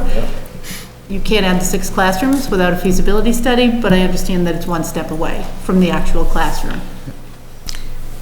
I have just one clarification here. So, I'm glad that the select board is looking to support this article, and the motion's been made. I'm But wondering not what... seconded yet. It would have been. Now, and sorry to be getting into a little bit of a negative here. If it doesn't get the 2/3 majority, we still would have the 200,000, correct, which we already have appropriated. And then you could From go the have that other fight with town articles. council if Yeah. you need to, yeah. Right, so I'm just wondering, so are we able to use a portion of that as was passed in the previous town meeting? Are we still able to expend that? That vote still stands. I beg your pardon? The previous annual town meeting vote still stands. Okay. But then the interpretation that town council is offering about this 200K, that discussion may have to come back around again. But we can help you there. I think we could help there. Okay. Great, thank you. I think the other articles are just fine as they are, and thank you so much for working on it. And to Dr. Cameron. Do I hear a second? Second. Okay, any further discussion? Hearing none? All in favor? Aye. All opposed? Abstentions? And it carries. Thank you. Thank you. Mr. Chair. Yes. I move that the Hopkinton Board of Selectmen support Article 3 at the special town meeting on December 9th, 2019. I don't know if that's a binding motion, as I don't think that we are now called the Board of Selectmen, Mr. Hart. Mr. Parliamentarian Junior. Officially, we actually, if I may, Mr. Chairman, officially, we are. We are still considered what it is in the town charter. As a matter of fact, on any ballot, it will still say the Board of Selectmen. Okay. I will rescind, common word, I will rescind my motion and put a new motion forward that the Select Board support Article 3 of the annual town meeting for the Hopkinton High School expansion construction services. Second. Any further discussion? Hearing none. All in favor? Aye. All opposed? Abstentions? It carries. Mr. Hurd. Mr. Chair, I move that the Select Board support Article 4 of the annual, special town meeting, December 9th, 2019, for the installation of modular classrooms as submitted by the school committee. Second. Any further discussion? Hearing none. All in favor? Aye. All opposed? Abstentions? Carries. Mr. Chair, Article 5, I move, I'm saying that, I apologize. I move that the Hopkinton Select Board support Article 5 of the special town meeting on December 9th, 2019. Second. Any further discussion? Mr. Chair. You just had a motion. I know. These are 4 articles that the school committee is putting forward to address the unprecedented growth in the Hopkinton Public Schools that we have seen in the last couple of years, and we will be seeing for many years to come. It's about $10 million when we put all this together on the table. At the night of town meeting, there will be graphs, there will be charts, there will be tax impacts that we will show the residents of Hopkinton, and certainly those that attend town meeting, the town meeting members themselves, where our debt service numbers are starting to come down. We've had that here recently, because the high school is coming off beginning next year, and some other debt is being paid off, the mortgages on other projects are being paid off. So as the debt service comes down, and we continue to fund our operating budget with debt service numbers at certain ratios, we've got room in our budgets to add additional investment in the schools without spiking upward the debt service curve. The debt service curve will actually move over a year or two, but it'll still continue to trend down. So it's important for the taxpayers to understand that while we're spending some additional money because of growth, we've got other monies that we've been spending in the past going away. This allows for some flexibility in our fiscal budgeting to make this happen. Okay. Any further discussion? We can afford it. Hearing none. All in favor? Aye. All opposed, abstentions, carries. Mr. Chairman. Mr. Catino, why don't you take this one? You're the, kind of the catalyst on this. This is your passion, so I'd like you to go ahead and do this one. I'd like to make a motion for the board to accept and to support the Article 6, street acceptance for Legacy Farms Road North. Okay. Second that. Mr. Kamala, do you have anything for us on this? I do have an update. Yesterday, Town Council, Elaine and I had a conversation with the petitioners, and this was a discussion following the statement from Mr. McDowell that he was not going to be able to provide the street layout plans as was previously discussed by the board. For those listening at home, the town's requirements is that if there's going to be a street acceptance, at least the acceptance plans need to be submitted to the town clerk's office 7 days before town meeting, as well as having those plans be part of the public hearing process.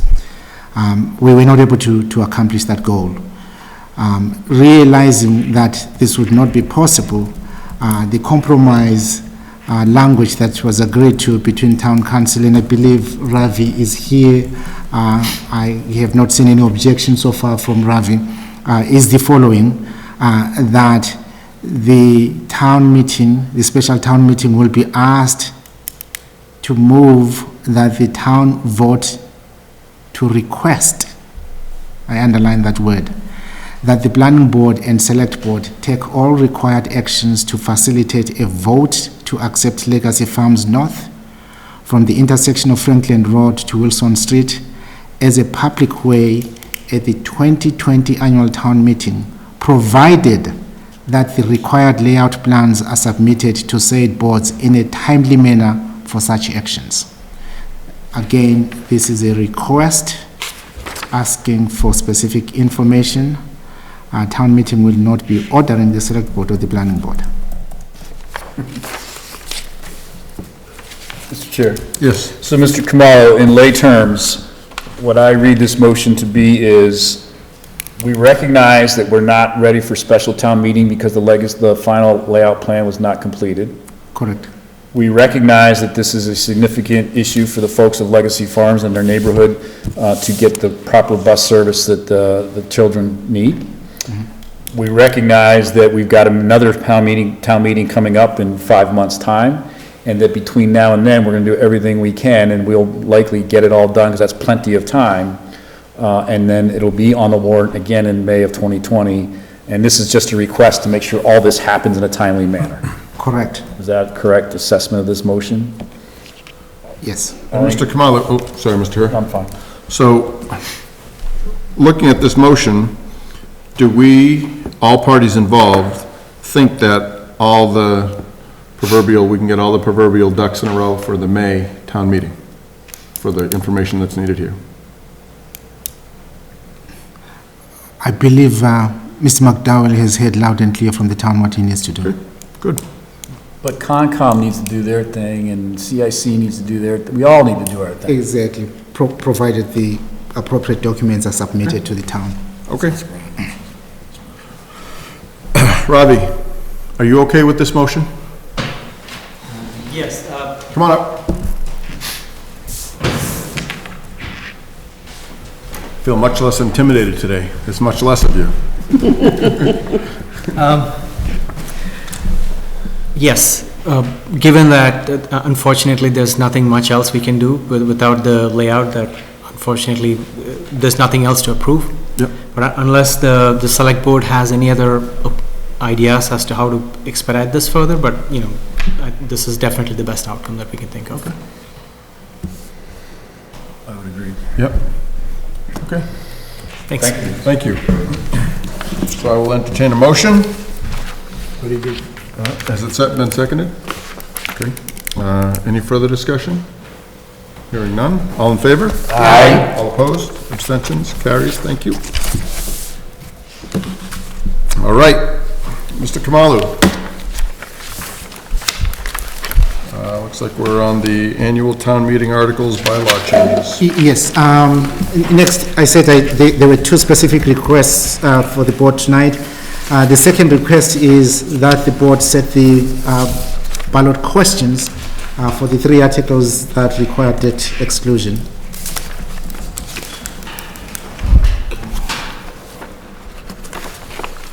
Yeah, question 1, shall the town of Hopkinton be allowed to exempt from the provisions of Proposition 2.5, so-called the amounts required to pay for the bond issued in order to construct, reconstruct, renovate, alter, and improve Hopkinton High School? Question 2, shall the town of Hopkinton be allowed to exempt from the provisions of Proposition 2.5, so-called the amounts required to pay for the bond issued in order to purchase and install modular classrooms at the Elmwood School, including associated engineering, design, and construction? And question 3, shall the town of Hopkinton be allowed to exempt from the provisions of Proposition 2.5, so-called the amounts required to pay for the bond issued in order to purchase and install modular classrooms at the Hopkins School, including associated engineering, design, and construction? Okay.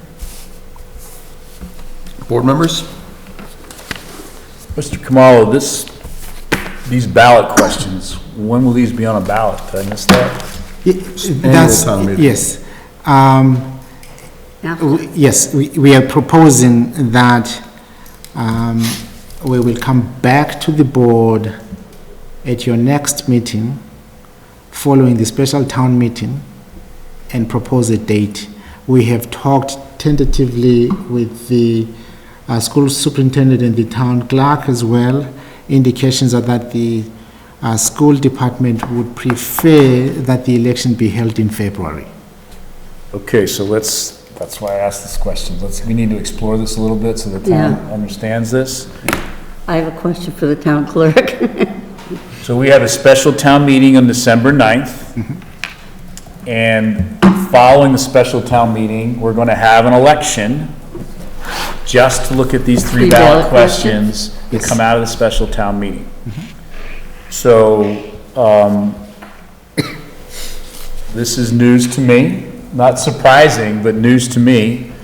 Doesn't change my position on these articles in any way, shape, or form. It reaffirms some of my concern about the process that we're going through and how we're self-governing right now, which is, to some extent, out of order. Right. Physically, literally out of order, right? And that we're changing it up a little bit here. And this is another expense, not the articles issue, but the whole process is another expense that we gotta deal with. About how much would this election cost for 3 articles? So it's hard to be able to put an exact number. I can give you kind of a really rough range. So obviously all elections cost pretty much the same because it requires the same amount of people, requires the same equipment. So we're looking at between $7,000 and $9,500 for the election. Plus the 10 million. Yes. 10 million, $10,000. I'll try to keep it below 10,000. And if we don't do this now, like we could have the special town meeting vote and then throw these questions on the ballot in the May general election. Legally, yes. That slows down their ability to get going on these articles now, which we see as being time-sensitive articles. From my conversations with the superintendent and Mr. Kamalo, yes, that was the major concern. We had also explored looking at potentially trying to combine this with the presidential primary, where we can basically just have a second ballot that would be able to be handed out as people check into 2 different elections that are being held at the exact same time. But was slightly outside of the timeline that the school department was looking at. When is the presidential primary? It is on March 3rd. March.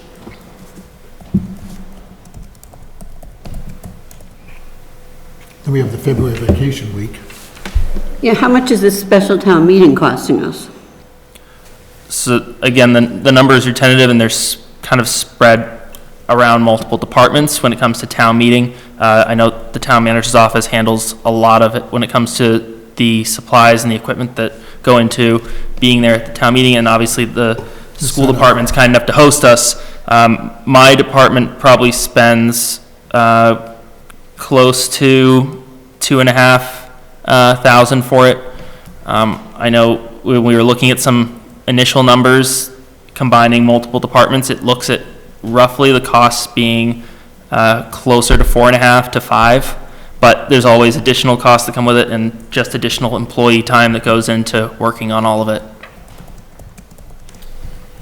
Doesn't take into consideration all the volunteers, all the hours that the volunteers do and take away from their family and that's another school day that's gonna be, challenged with parking and Yes. everything else? Yeah, we had some scheduling issues. It's tough when it's on a tight timeline at any point. So it's, and you're, at this point, we're in the school year, so we're clashing with other school events and things like that as well.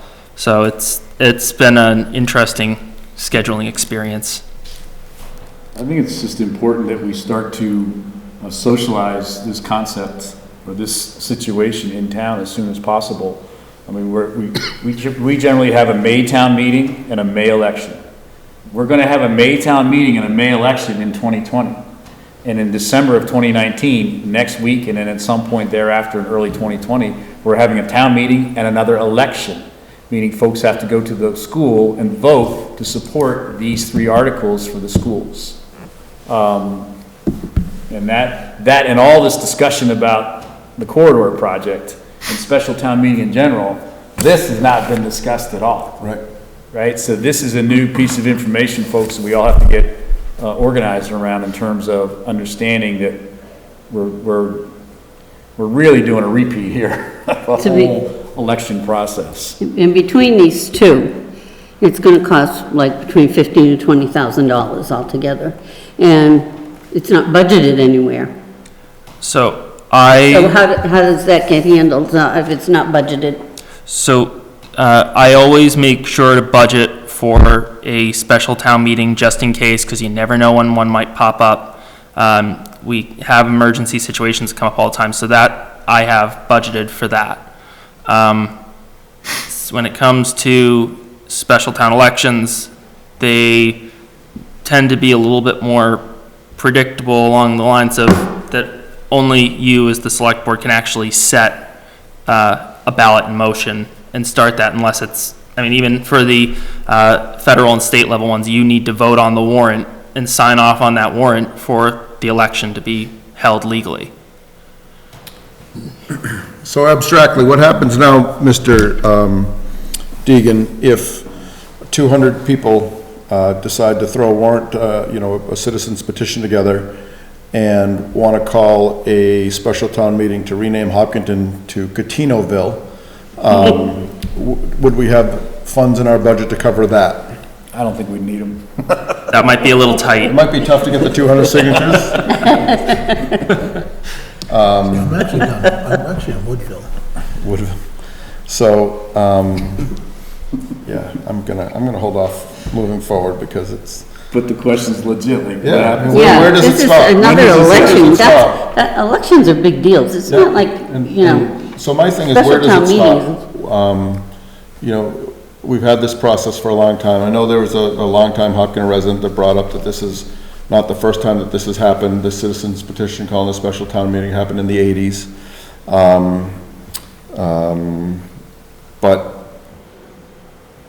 you know what? Nothing good can come of my comments moving forward. So, what do we need? Let's see what we can do to close this meeting. We don't have to vote on this tonight, correct? Or set a date tonight? No, I think it may be helpful to vote the questions. Again, to your point that this may be an opportunity to continue to socialize these programs.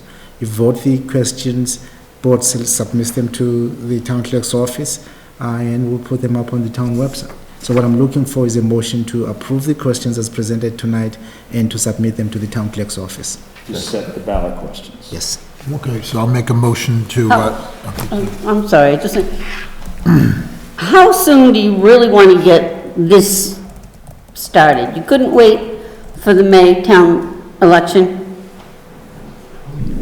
I mean, February, April, May, I mean, it's or only... even March. Yeah, oh, March. March 3rd, it's only a few weeks later than February. So through the chair, my understanding, I was not part of the meeting, but I did follow up with Dr. Kavanaugh about this. And my understanding is that there was some reservation from the town clerk's side to do it on March 3rd, that it might cause some confusion for the voters. And that was the reason not to do it on March 3rd. So we're having an election we're having a primary on March 3rd. So we have to be open for business on March 3rd. I say we do it on March Yeah. 3rd. So I understand, so Mr. Deegan, you think that there will be confusion on the townspeople on that?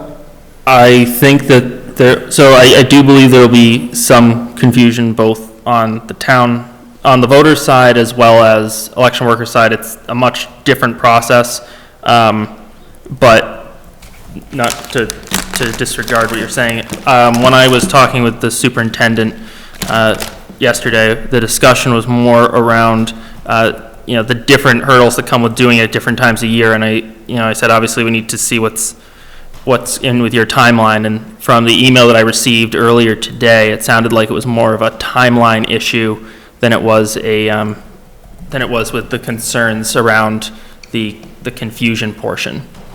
We still, Why would there be, I'm but we confused. still have time to generally. discuss this. We can do it at our next meeting. And we can, have. Yeah, but we want to get some feedback if we can.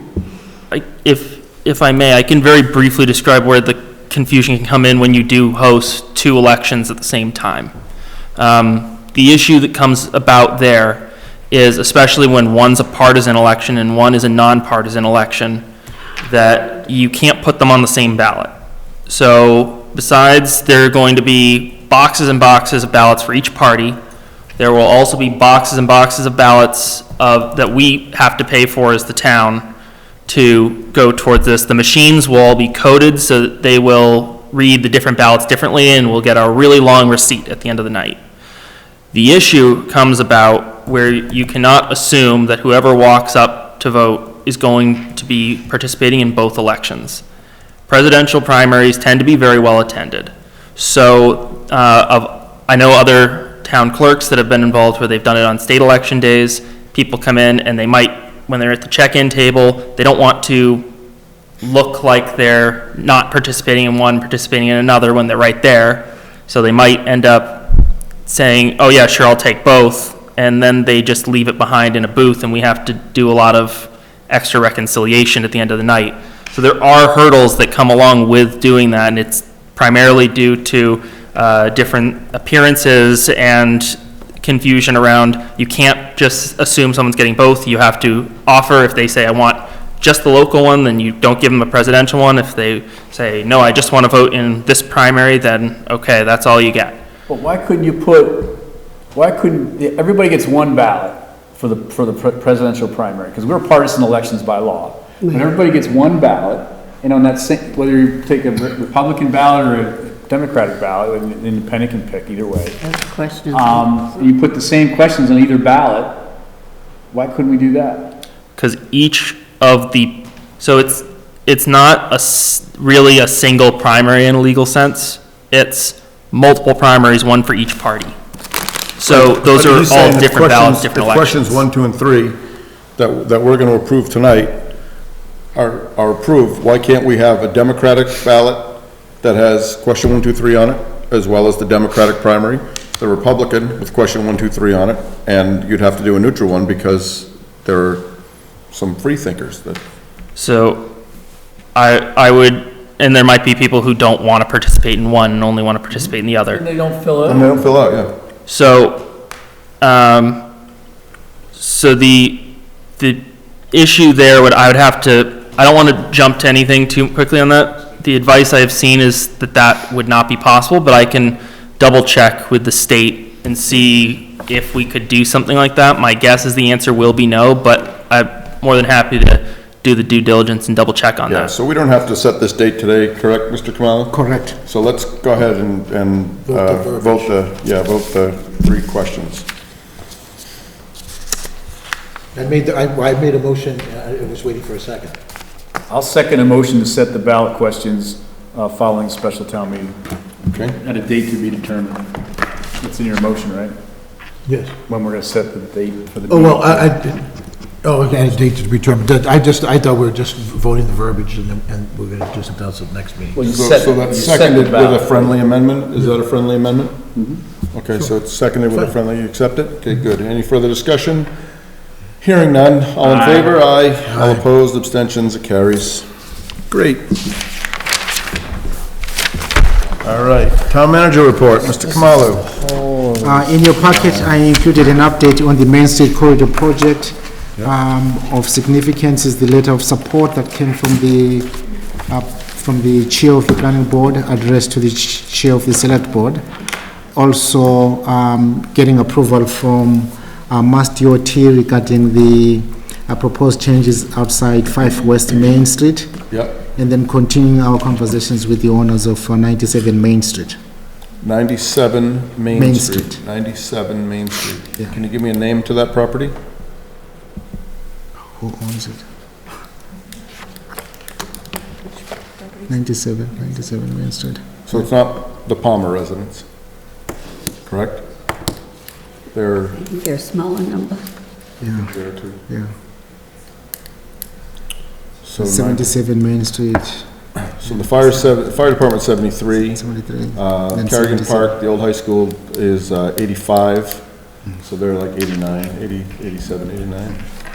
Yeah. And then the old Terry apartment buildings there were, 90, 91, 93. So it's got to be the cleaners.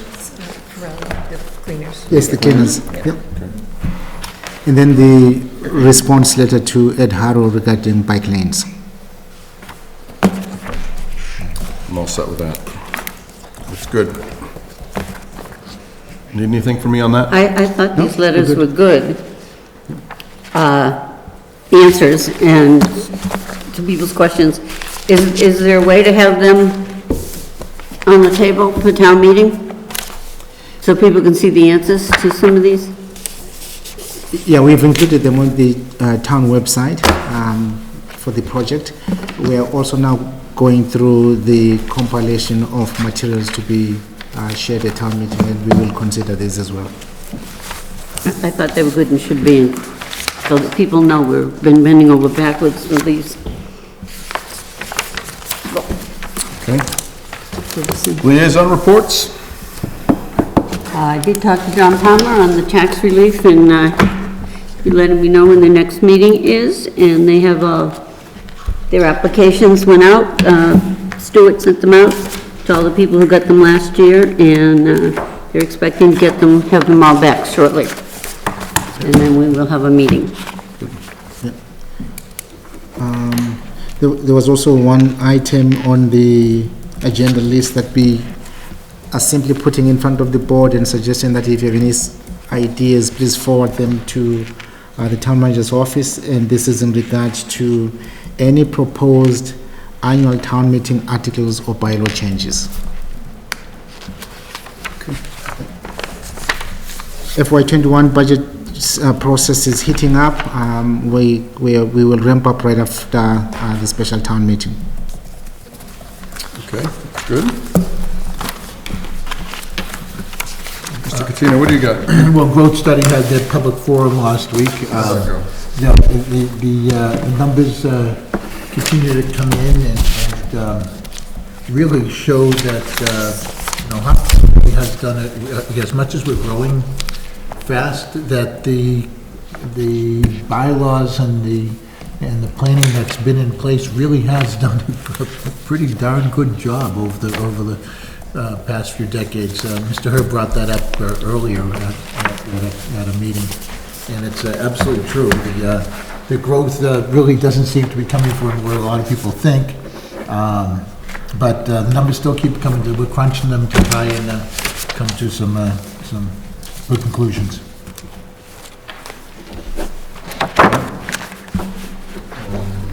Good. So, I just want to remind people, if you don't mind, through the chair, that this weekend is the downtown stroll and all the Christmas festivities, and I'd like to see the citizens get out and support our downtown businesses and really take a good look at the downtown Carver project. good. While you're out there. So the future board agenda items, we're good there. Do we have any future board agenda items? Nope, hearing none. I will hear a motion to adjourn. So moved, Mr. Chairman. Okay. Second. Any further discussion? Hearing none. Yeah, more All in favor? Aye. All opposed, abstained, carried. Thank you, everyone. Have a good night. Have a good night. Drive carefully, everyone, and December 9th, annual town meeting, special town meeting. Thank you.